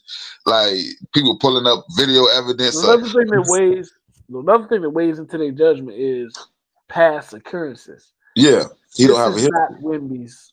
Like we've had nothing like that. So if they would have suspended him, the uproar would have been crazy. One, you're robbing people of a series, and two, it was a anomaly, so to say. We've never had him in the office, so to say, in the principal's office for some prior actions. But the fine, maybe I can get people saying the fine, but I put it this way: if we was back in the early '90s, late '80s, you can't even guarantee that's a call. Nah, it might just be a call and that's it. And like sad out.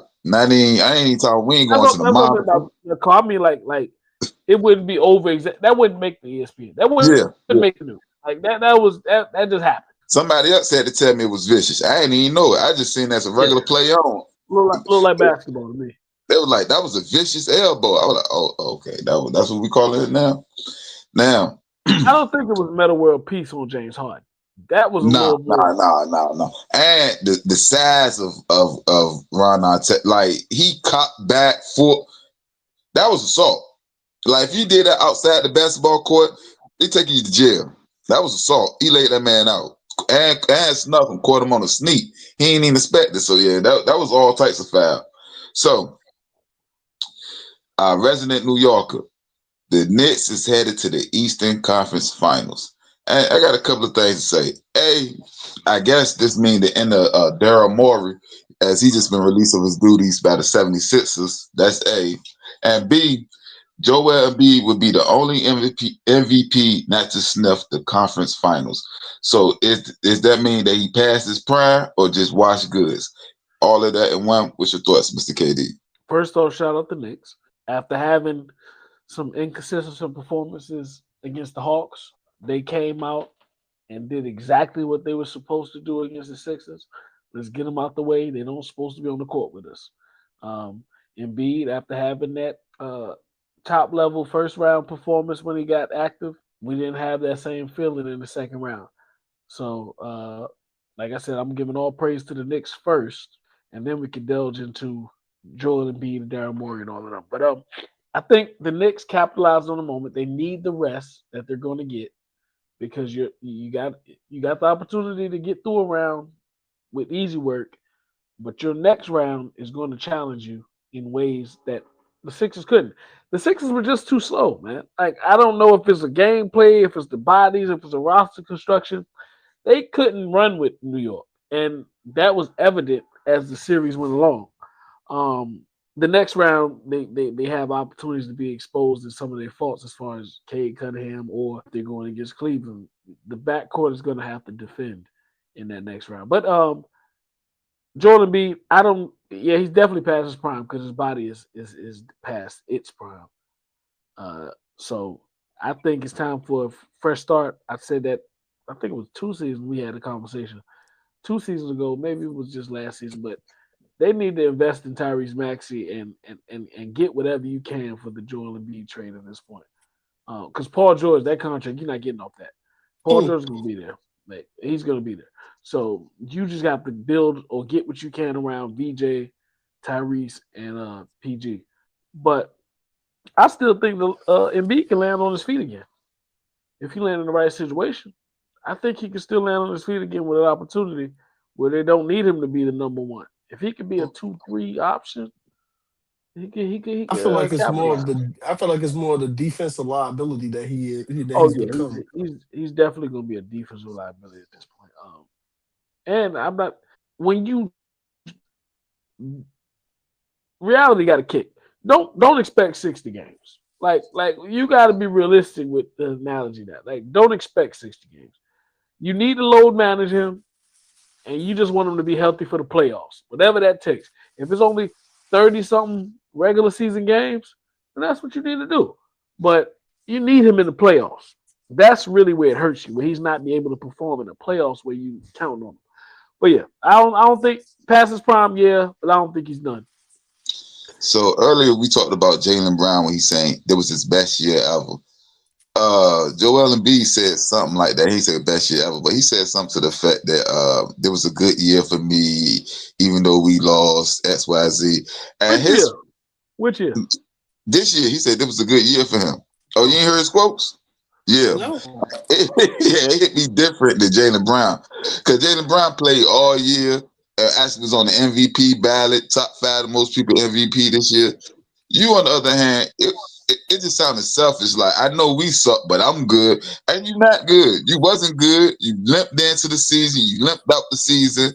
And he was like, I had to make sure my knee was good if I'm going to be able to still play. I literally see no situation where Joel Embiid did good or gained from this. I'm not even going. Like, I'm not even going to address it. I'm just going to let him feel, or let that. He said that? He actually said that? yeah, he said it was a good year for me. He said, I know this is not the right thing to say, the right time. Even though we lost, this was a good year for me. I didn't expect, I didn't know if I was gonna be able to play because my knee been hurt for the last 2 years. Like, just, I ain't want to hear nothing he had to say. I ain't even gonna lie to you. If that was my team, he couldn't come back in this locker room next year. I don't want to hear it. Mr. I'm good, but nah. He sounded way more stuff than Jaylen Brown. Crazy thing is, I don't know what he looks at from this year as a success. I'm trying to gather that. Like, I I'm think not he's even just talking about your playoff loss. I'm even saying your availability in the regular season. Like, what do you really? You weren't healthy at any point. and you're not Other healthy than at all. John. Maybe he's saying because they won that first round. Nah, he was talking about himself personally. He was saying basically, I didn't know that I was gonna be able to play this season, and by me playing this season and quote unquote completing this season is constitute a good year. But you ain't complete the season. If this was a test, you'll get an incompletion. That you didn't complete. You only answered 45 questions out of 100. That's not a completion. It literally makes no sense. Yeah, I didn't. Yeah, I ain't like it at all. How many games did he even play in the regular season for him to say that he finished the season? I want to say he played like 40 games this season. He didn't play that much. I know that. I want to say 40. My man said, I played the first game of the season and the last game of the season. That should count. And he didn't even play the first game. Oh, never mind. Yeah, I didn't hear it like you said. I didn't hear the tape, but I definitely don't. If that's what he said, I don't know. Joel Embiid come back to your team? No, but that's why I don't think he's done. Because if Joel Embiid can end up on the Lakers, he can really capitalize on that second wind of his career, or even Houston, or it's some spots. It's some spots where he can go. I say that. So, all right, 21, 22, he won the MVP. He played 68 games. Then the next year, he played 66 games. Then the year after that, he played 39 games. Then last year, he played 19 games. And this year, he played 38 games. And this is a success. I mean, 38 games is the most he's played in 3 years, so yeah. And that's what I think he meant. Like, I went further and beyond than I expected. I still feel like saying Kudos. 30. Hey, You pretty much saying 30. Kudos, good job, bro. Good job. All that I can say. Yeah. Now, Draymond Green. 30-something Draymond versus Barkley. The disrespect got to stop. First of all, he started with the Steve Kerr thing. And if I don't know if you know, Steve Kerr signed a multi-year deal, so he will be back. So I don't know how awkward it's going to be in Golden State next year, because he believed that Steve Kerr hampered him as an offensive player. Let's address that. You have to read the whole. You got to read the whole document. I heard it live. What I'm missing? He said offensively he might have hindered him, but he still credits him for everything that has come from his career. Yeah, that's what I just said. So what you think about him being hamper and hinder offensively? I don't think Draymond had that much to improve on offensively. But no, I'm saying you said that you worry about the relationship moving forward. I don't think that's compromised off of the statement he made, because he's basically just saying the role that Steve Kerr put me in limits my offensive ability. No, your skill set limits your offensive ability. No, but when I've done something, the opportunity to make shots, and I don't have the chance to put the reps when up, I've done something successfully. Like what? When I've done something successfully, he said, I can. Yeah, I can always leave the door open for what I could have been or what I might have been. That's just barbershop talk. Like, I can tell you what I could have averaged 23. Yeah, okay, it sounds great, but that doesn't necessarily throw a shot at the guy that was in charge. Yeah, when you said I believe I could have done it. You said he hindered. It every one thing he said that due to my role on this team, I feel like I've been hindered offensively. that's just a generic statement. They ain't really directed to one person. But you said you put a name on it. You said Steve Kerr hindered me offensively. Right. But you ain't say, but you ain't looking at the lack of your jump shot, the fact you got limited handle skills. You're not a post up player, so you can't just back the basket dudes. Like he got the most out of you. But and then so this is where we got to go at when we about to do this list. Then you get on TV and you go look at one of the greats and tell him, I just don't want to look like you when you played in Houston. If he averaged Draymond, that is, with Charles Barkley averaging Houston, he would be a great player. He would pray to have them type of numbers that Charles Barkley had. Right. That part I don't defend. I think he just filling this up. No, he was in the spotlight. He was on TV. He definitely wanted to. Say Charles Barkley probably get through a shot, and he just wanted to deliver one. I just had the rebuttal. But he didn't even throw a shot. He said Charles Barkley said, "This is a young man's game. It's going to be hard for people." You pretty much caught you. He said the Warriors. You told him the Warriors is done, and you old and Steph old. That was pretty much what you said. You basically, the way Draymond looked at it is you basically saying my career's over. They need to move off me. Yeah. Nah, his career over. He told him if y'all want to win, you have to do it somewhere else. Right. You can't because y'all just don't have the youth. And also, with Draymond don't know, he kind of conceded the point when he mentioned that some the players that they do have that's a tick younger, like Jimmy Butler and them, they injured. So you don't have the bodies. You pay people that's injured. You don't have the youth. Y'all wasn't that good this year. The belief that y'all gonna get better after the fact. But just for context, Mr. KD, just for context, I just want you to know this. Houston, this is Charles Barkley. No, I know. Like, that was a little ignorance. That was ignorance because even in Houston, Charles Barkley's numbers still. 19-13. That's his first year. Second year, 15-11. Third year, 16-12. And his fourth year and final year in the NFL, in the NBA, 14-10. Right. Draymond, you wish you could pick these numbers up. And that's why, back to the Steve Kerr thing, I feel like he just overall feeling this stuff like he hindered me. So now we're going to get to our top 10 power forwards. I say he's not a top 10 power forward, Draymond Green, that is. I don't know if you disagree with me, but I want to hear your list.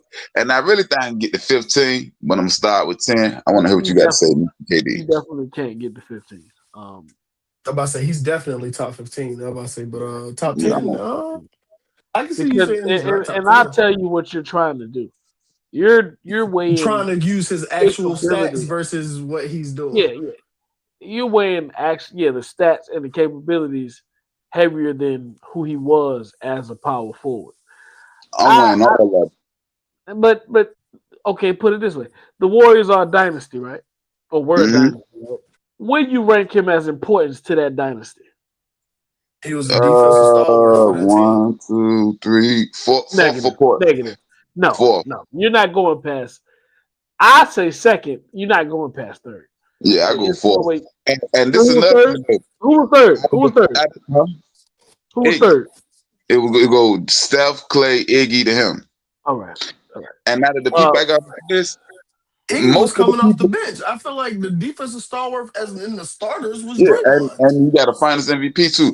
Almost everybody I got on this list can do what he does times 10 on that team. Meaning, a lot of the players that I got in the power forward position, they can bring the ball up, they can play defense, you can swap out. They can You don't rank off hypotheticals.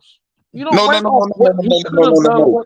I'm talking about what they actually did. So if I see, they weren't on that Warriors team, so we're not judging off what they actually did. They weren't on the Warriors team. So for instance, I use Kevin Garnett, say for instance, everything Draymond can do, Kevin Garnett can do, and Kevin Garnett can just do it a whole lot better. So when I'm top 5 power forward though. Not only is he a better player than you, he can do the things that you are good at, he can do what you can do and do it better than you. So that's another thing. All right. And then we'll go to the top. Tim Duncan is the best power forward ever.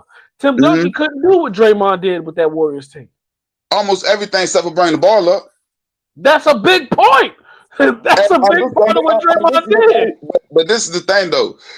Just because what's called it didn't bring the ball up as much as Draymond, he brought the ball up, but once he got past half court, half of the time he was passing. So I'm saying that to say this. That's what I'm supposed to do. He set that. We can't diminish what he did because other people are more talented. Hold on, Mr. KD. You can't. I can. You No, can. I'm saying we. So you I am okay? going to run the Dirk Nowitzki is a better power forward than Draymond. You Could said he what? have done? Dirk Nowitzki is a better power forward than Draymond. Uh-huh. Could he have done what Draymond did for that dynasty? No. He Was may Dirk- be somebody who couldn't. Was Dirk a part of a dynasty? No. He may be somebody who couldn't. But let me get your 10. I'm gonna see where you at, because like I said, The top 5 is usually unanimous. Duncan, Chuck, Karl Malone, KG, Dirk. That's usually your top 5. mm-hmm. And out of those top 5, to the point I just made, Barkley, out of those 5, Barkley, KG probably could bring the ball up and facilitate Draymond did. Them other 3 guys can't do it. And that's my top. Then you got a little gap.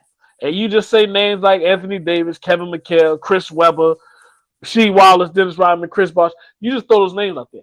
But Draymond could definitely end up in that top 10. Me personally. All right, so who you got? You got a list too, Mr. Marvin? Because some of the people just I do have a on my list. I mean, like you said, the top 5 is pretty self-explanatory. I mean, I did have Kevin McHale. I mean, I looked some stuff up. I had Bob Pettit up there. Mm-hmm. I got Paul I left Gasol. Bob Pettit up. I got Powell in there. AD, Mhm. of course. Giannis, Dennis Rodman, and then Giannis Draymond. ain't no power forward, man. I hate it when I saw Yes, that. he is. What? No, he's not. No, he's not. He's Yeah, power he forward, man. definitely made my list. And that's why I was surprised you ain't say him. 'Cause I was waiting on him. Like, why he He's ain't not say a power Giannis yet? forward. He's not a power. Yeah, I got Shit. him on my list. When Jason Kidd was there, he played point guard, so we don't count that. He probably, he was his like first 2 years they had him at point guard. And he a small forward for the rest of it. So where did the They power got him forward at come power from? forward. Well, I got him at power forward. Mama named him power forward. I'm Well, gonna call I mean, him power forward. you take him out of it, then yeah. I mean, I still got Draymond in the top 15. I don't have him in the top 10. I got Duncan, Kevin Garnett, Dirk, Giannis, Karl Malone, Barkley, Anthony Davis, Elvin Hayes, Dennis Rodman, Paul Gasol. This where my bias kicking in when I say Chris Bosh. I got him over Chris Webber, Draymond, that is. I can And say I got him value fighting Draymond's with somebody like accolades Kevin over Love. Chris Bosh, over what Chris Like, Bosh could do. What Draymond did. Kevin Love for didn't that make my game. list, but I definitely thought about it. Kevin It's Love like when was your. yeah, My Kevin man Love was 20 and was 20. Like that's Mhm. I got Kevin Love, Amar Stoudemire, Draymond Green, and Rasheed Wallace. Oh no! I can't I'm put sorry. Stoudemire I over can't put Draymond. Amara Star. No. I ain't got him over Draymond over Stoudemire. I mean Stoudemire over Draymond. I said no. I was saying that Kevin Love, Amari, Rasheed, they are all in the same tier. Chris Webber, Draymond, Rasheed, Amari, and Kevin Love all got them in the same tier. That 13 is 18 spots. Like that's why I said I could go to 15, but then that's my bias kicking in. But top 10, never. I can't put them in the top 10 all time power forwards. And I won't be disrespectful like Kenyon Martin. Kenyon Martin was like 25 deep on. But I won't be disrespectful like that. He just started naming everybody. But like people like Bob Pettit, they got him in the top 10. I never seen him play, so I can't really speak on. He played in the 60s. That was mine. That's why I couldn't put him. Yeah. I mean, I didn't even just seen him play, but I'm saying highlights. I heard about you. Heard about you. Yeah. But, outside of 2K, never heard of the guy. A lot of people heard about him on 2K. It was just like I gotta give him his respect, but yeah. Yeah, because the old head say you good, so I'm gonna just give you a props. I heard about what you did. Yeah. He right there with Wilt. That Wilt 100 point game. I heard about so you agree it didn't happen for real? No. I'm just playing to the crowd because y'all some conspiracy theorists. But with that being said, ain't no conspiracy. Lord, Ain't no footage. next week conversation. I know conspiracies coming out We then. going No we gotta find conspiracy about it. one of his teammates. All we say is ain't no footage. That ain't no conspiracy. That's reality. Only thing there is a picture of you with $100 on a piece of paper. All right, because I don't want to deal with no more of this backlash. Let's get to the recap of backlash. I'm gonna start with you, Mr. Amari. I had to get up out that conversation. Good job, y'all conspiracy theorists. It ain't no conspiracy. Ain't no footage. I couldn't even say it, man. As we transition to WWE Backlash, it's on you, Mr. Amari. To recap Backlash, which was can't necessarily say it was a star-studded event. I feel like it kind of came and went as quick as we were expecting it.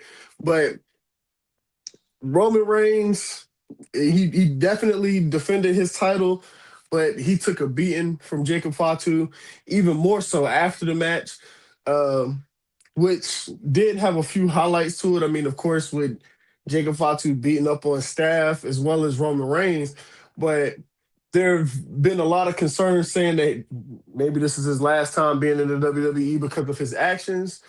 I don't really think TKO took good liking to that, but then again, Randy did the same thing at WrestleMania after losing his title match to Cody and in Cody's defense. So this might be just something that they keeping up with. The point I got about that is you got to make sense with the storyline. Like when Vince was in charge, sorry to go back to him, but everything has to make sense. How many times can I just punch my boss and throw my boss around and nothing happens? Your storyline got to make sense. You can't be throwing Adam Pearce around if you're putting Adam Pearce as the boss, and I'm just throwing him all around. You can't. It doesn't make sense. But hey, I'm with you. It was a great match to me, Roman Reigns and Fatu. But I think they're just building on this storyline. Danhausen and the Mini Housens defeated The Miz and Kit Wilson, and what could have been seen as a handicap match, but as just Danhausen and Minihausen each time, but ultimately overtaking The Miz and Kit Wilson and coming out with a victory for him. Did you get the chance to catch that match? Yeah, I saw highlights. I did not care. Very much of a spoof match. It was very funny and it was entertaining, to say the least. You got Io Sky and Asuka. Io Sky defeated Asuka, and this looks to be the end of Asuka in the WWE, based on a few narratives coming out after Backlash and just the things that transpired after the match. My man Trick Willie made the gingerbread man look silly in his title defense, and he kept his title as the United States champion. Trick Williams and Lil Yachty. I know you're not a fan. You're not a fan of this celebrity interaction, but nope. I'm starting to grow on that one. Now I'm starting to like that one, but. And then Braun Breaker defeated Seth Rollins. There we go. Now we're back to what matters. Okay. I feel like Trick Williams and Sami Zayn match matters. That's the title match. You tripping. You not focusing in. I don't see what Braun Breaker and Seth Rollins. Why does that matter? Real storylines and real competitors. Real storyline. The only real competitor in that match is Seth Rollins. I'm not about to engage in no goddamn gingerbread man storyline. I'm not about to do it. Man, Trick Willie and his lemon pepper steppers. I like Trick Williams. I just don't like the whole gingerbread storyline. I don't like it. I find it hilarious. It's hilarious. But yeah, go ahead. You want to talk about Braun Breaker and Seth Rollins? I was surprised that Breaker won, actually. I thought Seth was going to win the first one because I know they're still trying to stack on this. This is not the last time they're going to line up. But of course, he had division interference. It was a solid match, but Braun Breaker pulling away with the win was kind of surprising for me. But it might have been the right decision. We'll see what they do with it moving forward. Now, I believe the next pay-per-view is the Clash in Italy or the Clash in Italy. Is there anything that you necessarily looking forward to at this pay-per-view? I want to see the next stipulation for the Roman Reigns and Jacob Fatu storyline. Like, what is going to be the stipulation of the next match? It's going to be heavy. If they don't go heavy extreme, it's going to be heavy as far as what the win will mean to the loser. Like, you're going to have to compromise something. Like I said, the only thing that, I mean, if you actually did get to catch it, I mean, live, Roman Reigns was just kept saying that, like, that would be Jacob's last day. So maybe it's the I Quit match or something like that, or on those lines.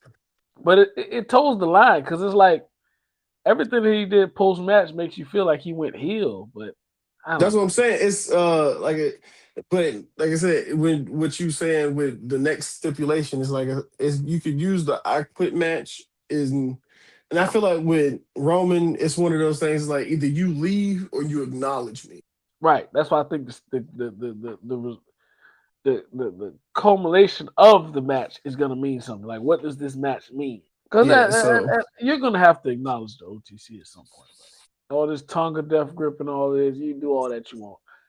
You're going to acknowledge the OTC. All right, y'all got any more about Backlash?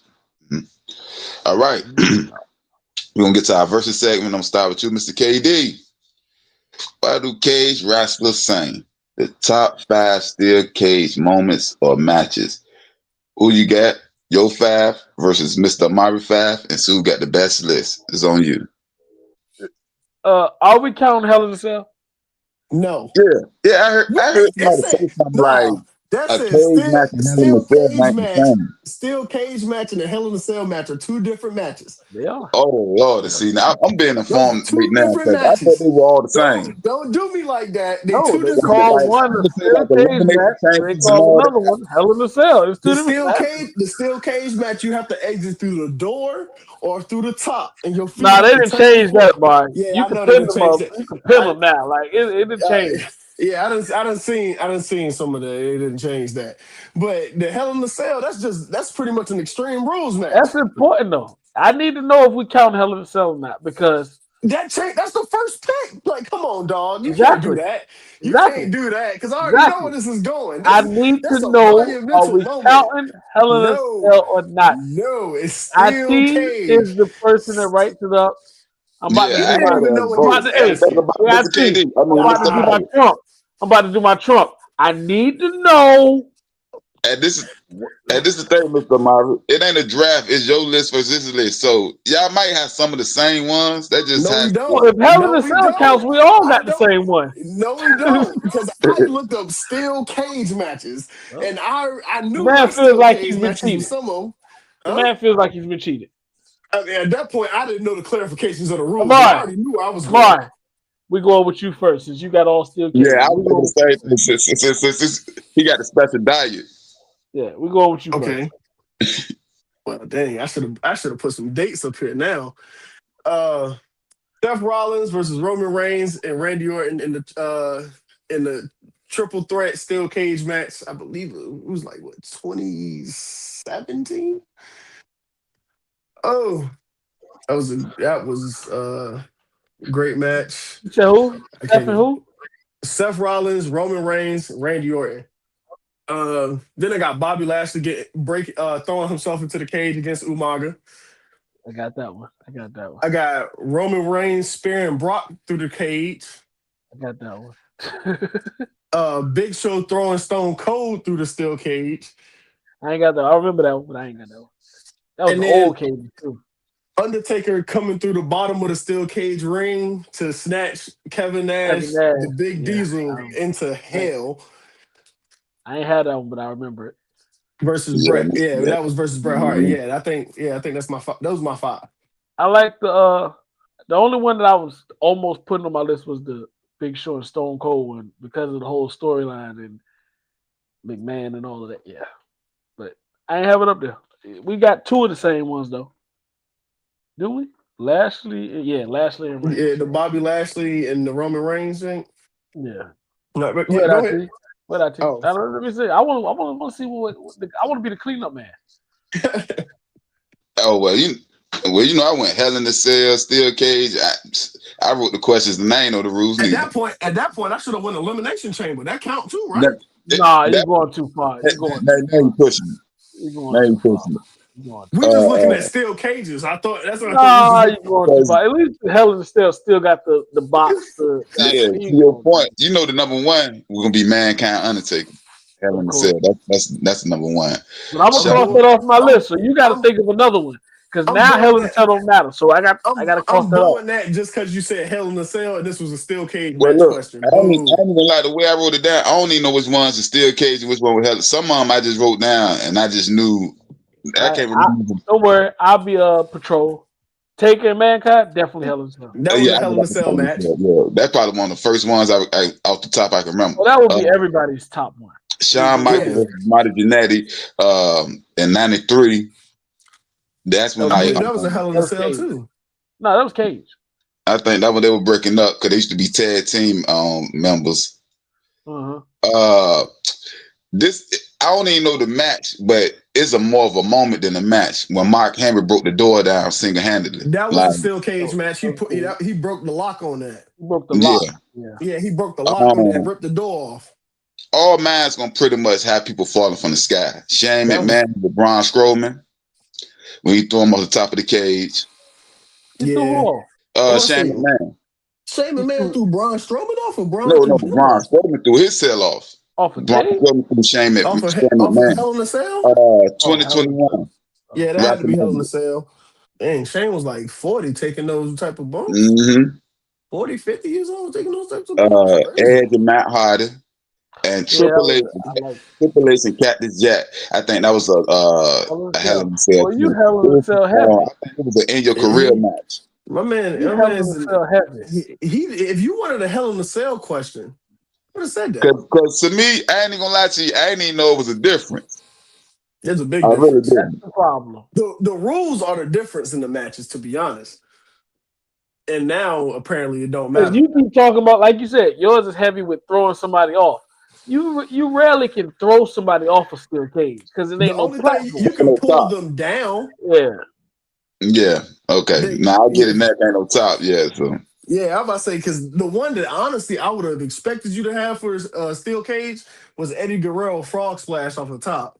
I'm happy that we won't step on each other's toes too much. I do got last week through the cage on Umaga when he jumped through and landed the whole cage on Umaga. Reigns, Lesnar through the cage, got that one.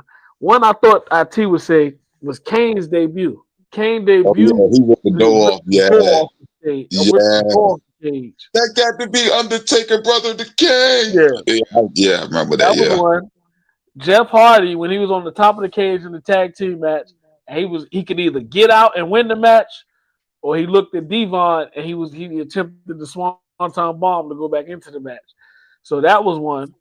I think he did something like that too. I think Randy Orton was standing outside of the match. I forgot who was against. Randy Orton was outside. Was it Umaga or it was a big? I don't know. I forgot who it was. I remember Jeff Hardy though, because I remember that match, and I was like, "Yo, get out!" Because Matt Hardy was already out. So if he would have came out of the cage, they would have won the match. He ended up diving off to Devon. Who else I got? Reigns returned and attacking Rollins and CM Punk. Where Rollins was about to escape the cage, Reigns came out of nowhere, choked him out, pulled him out the cage, tore him up, then went in the ring and speared Punk and everything. So his return was big. And then I had Taker Mankind too, but if that don't count, I gotta take that off. Well, you take that off, what are you gonna replace it with? No, I'm still good because I got Kane's debut, Reigns, Spear, Lesnar, Lashley, and Umaga, Jeff Hardy, and then the Roman attacking Rollins and Punk. But I like the Big Show and Stone Cold one though. All right. So as usual, and we need y'all to log in and figure out who won this versus, who got the better list. We're gonna get to our last versus. You disqualified. So yeah, I'm about to say, I'm in the cell. Yeah. I'm next week topic. Out here working for our last versus, and I'm gonna start with you, Mr. Marvin. You gonna take the NFL, Mr. KD gonna take the NBA. So we doing class of '96. Who had the better draft class, the NFL draft class or the NBA draft class? We really talking about the stars and the Hall of Famers, and we pitting them against each other. Which class was better? Is on you, Mr. Amari. Well, the 1996 draft class had what most would consider one of the best wide receiver draft classes of all time. But even more so, just to talk about the whole draft in retrospect, it had 6 Hall of Famers and 33 Pro Bowlers.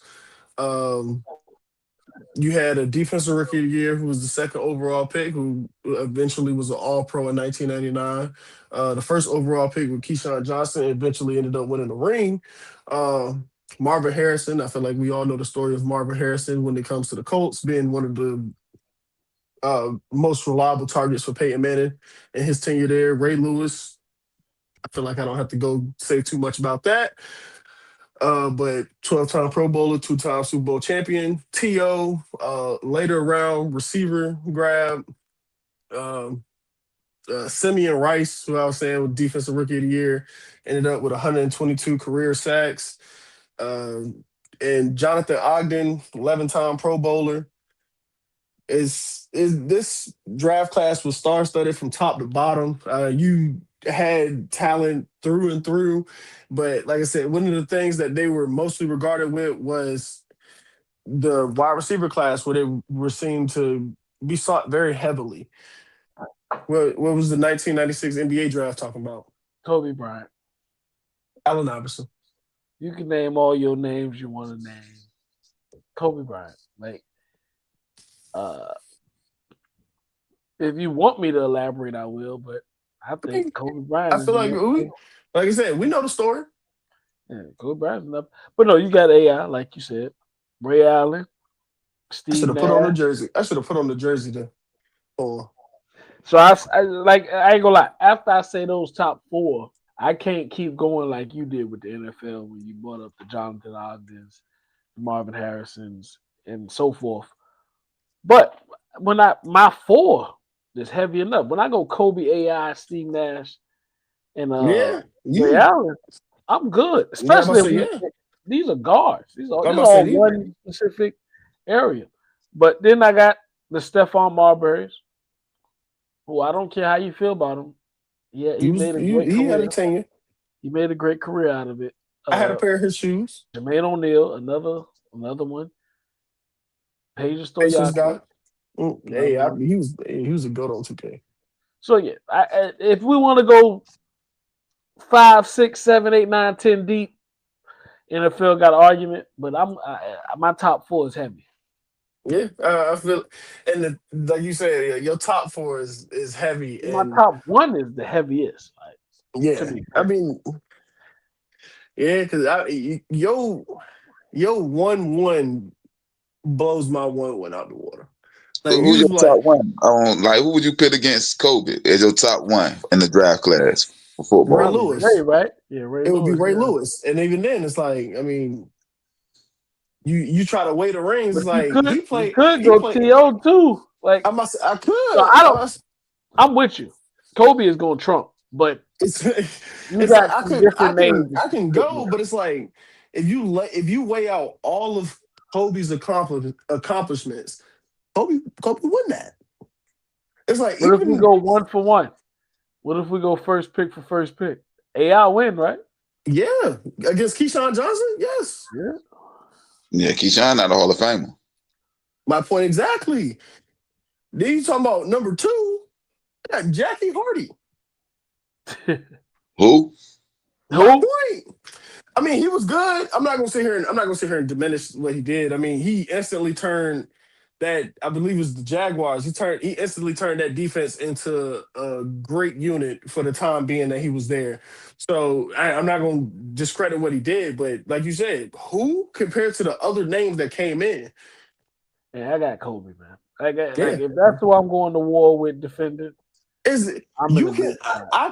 can look like you said, I can look Kobe in his eyes and I know I can go to war with him and he got my back. Just like I can look Ray in his eyes and I know if I'm going to war with him, he got my back. But there's a level to it when you think about the player to player. T.O. is my favorite receiver all the time. So yeah, and it's crazy that, like I was saying, like for this to be such this is one of the best receiver classes of all time, and that's because T.O. fell to the 4th round. Yeah, I want to say he went to Chattanooga or something like Yeah, that. he went to Chattanooga, Tennessee. He fell to the 4th round. He could have been an earlier receiver, but that's how good the class was. Is there some people on your I'm talking to you, Mr. KD, that got drafted in the NBA that's not obviously Kobe level, but still some household names that people talk about that's in that 96 class you haven't mentioned? No, I said a few. I ain't got the whole list up left right now, but the Pedro Stojakovic. Pedro made a great career out of Yeah. well, he made a great career out Definitely of did. talent. The fact that Jermaine O'Neal. I know who Jermaine Pedro O'Neal. Stojakovic Jermaine is. O'Neal made a great career out of his talents. So it's some guys, Stephon Marbury. And if we weigh in basketball, usually weighs everywhere you play basketball. Man went overseas. He started this go get the bag overseas stuff. So Stephon Marbury was Kobe in China. That was the level. He got a statue and everything out there. Yeah. And like I said, it's certain people. What I want to say, Big Z. I think he was in that draft class in '96. Yep. Antoine Walker played with the Celtics. Marcus Camby. I want to say he either got 1 or 2 defensive players of the year. So it was. I'm just saying, like that NBA draft is a lot deeper than people think. People always say Kobe, AI, Ray. Yeah, what I will say with the argument that I gotta state it, the disadvantage I have is you can go to the 4th round and find a Terrell Owens. I only got 2 rounds in my draft. Yeah, that was one thing I did. I said I was gonna see how well they can argue their point, even though I felt like you was at a disadvantage because you doing a 2-round draft versus a 7th round. 7 rounds. Yeah. Talking about 1 point, nigga, they had 13. Yeah. You got 7 rounds. I only can go 2. You got a 4th round Terrell Owens. Like, come on now. Got a 4th round Hall of Famer. Yeah. Come on now. But any names on your list, Mr. Amari, that people just like we were just naming that is not quote unquote household names. There's still some good players in that draft, that '96 draft. I mean, there's definitely a bunch of names, but I'm only really gonna say one because he was really a household name because he was a premier electric returner in Jermaine Lewis. With the Ravens. No, I thought it was a Cleveland. My fault. He was with the Ravens. Jamal Yeah. Lewis. That I say Jermaine Lewis with the Ravens. He was an electric returner. So yeah, he's another one that I'm gonna come. I can actually say the '96 draft class. The Ravens had a great draft.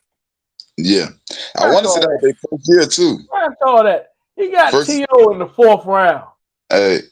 They got some. Hey, look, it's some other people he didn't name, like Brian Dawkins was in that draft. Brian Dawkins, yep, he was up there. I say, Brian he Dawkins. Was 3rd. No, what was Brian Dawkins? Second round. Somebody just like he was talking about the Ravens earlier, Jonathan Ogden. He was the 4th draft pick. He was a Hall of Fame tackle. Yeah, we said Ogden. Well, both of us said. Yeah. Mike Allstott. Musa Muhammad. Yeah. Terry Glenn, I want to say he went to the Super Bowl his 2nd year when they played Green Bay, the Patriots versus Green Bay when they lost. I can't forget Eric Mose. He played at Buffalo, wide receiver. Teddy Bruschi. Oh yeah. This class deeper than I thought. Like, it was. I think if we're gonna even this debate out, we got to stop at the 2nd round. Okay, so. Even then, I got Musa Muhammad, Brian Dawkins, Mike Allstott, Amani Toomer. I just need you to take T.O. off. I feel better. Yeah. I feel better if you take T.O. off. I feel like Marvin Harrison. You can have him. You can have him. Let's take T.O. Him. They said Ray Lewis. I mean, I guess you can Jonathan Ogden. I guess you can say Keyshawn. I mean, Eddie George. You can say Keyshawn for sure. But Eddie George was in that class. Eddie George was in the 1st round too. Super Bowl ring though. Wow. So no, I'm with you. I'm not diminishing Marvin Harrison. I'm saying like my man Bernie Mac said, Coleman, you ain't gonna keep whopping on my like Like he said, You're not gonna he keep said hitting me. he got 2 rounds, and I'm going to the fourth to get another Hall of You Famer. If I cut it off going to to a 2, me I personally first still got ballot some Hall of Famer. names. They just That's don't a first compare to ballot the Hall of top. Famer. And like I said, my favorite receiver all time, my GOAT, and he was in the 4th round. I don't have no 4th round. Matter of fact, now that you think about it, 96 was a great year for my fandom because Kobe is my favorite player all time, my GOAT, and T.O. is my GOAT receiver, and they both were drafted that same year. So I didn't even never put that two together. But the fact that you got him in the 4th round, I can't let you. I gotta get him off. That's cool. I mean, I finished the 2nd round with having Brian Dawkins, so he was the last pick of the 2nd round. I'll let you have Brian Dawkins. You can't have T.O. Eddie George, you had a I got Heisman. Musa Muhammad. Eddie George. Eddie George. I did not know Eddie George was 96. That was the surprise out of this. Yeah, he was in the 1st round. Yeah, I forgot that part. Number 14. Mm-hmm. I forgot that part. That's that. The class Mr. was stacked. Willie Anderson. What did he do for y'all? I don't know much about him. Tackle Should for be a Hall of Famer. Oh, he Willie is. Anderson? Oh, yeah, he was on the Hall of Should be. Fame list. I remember. Should be. He should be a Hall of Fame. Now he was on the ballot this year, like the one that just He's passed. been on the ballot for the last 3. I said, yeah, he was on the ballot, but he didn't get in. Yeah, he was the number 10 pick. Hey man, they got that's a household name in Cincinnati. Definitely. All right, so we're gonna get to our last topic of the night, our sticky note segment of the night, and this is a question from one of our subscribers. The question is, who do we think will be up next for the 2027 WWE Hall of Fame inductee? It's on you, Mr. KD. Oh, you never said WWE. I thought we was okay. Let's see. All right, go ahead. The sticky note segment. Who do we think is up next for 2027 WWE Hall of Fame? It's on you, Mr. KD. Oh, I thought we was talking NFL. So WWE. I feel like the unanimous one is Brock. Definitely. Now, Brock can't. You think Brock can get the John Cena treatment when you walk out and walk in? They did the same thing to AJ Styles. What do you mean? Nah, Brock told you when he ended though. That won't the line. That won't the scheduled program. I mean, as much as I think that matters, I feel like you still give that man the respect that he's due. Oh no, I'm not arguing with you. Brock does earn that right. But 27, I think this is Rey Mysterio's last year. So I think he'll. I don't think Rey retires. I don't think he retires until, like you said, in 27, and that's got to be a post WrestleMania move. I think he retires late 26 and goes right in 27. Nah, I see it as a WrestleMania move. I feel like he wants to literally finish out on top. And I feel like FYI, the Luchadors. I mean, of course. I mean, his son is supposed to be the king of the Luchadors, like you said. I mean, it's gonna be him versus his son. FYI, Rey Mysterio was inducted to the Hall of Fame in 2023. So he's a wrestling Hall of Famer. Mm-hmm. Yep. He was inducted as what? As just Rey Mysterio, no group or nothing? Just Rey Mysterio. He made history.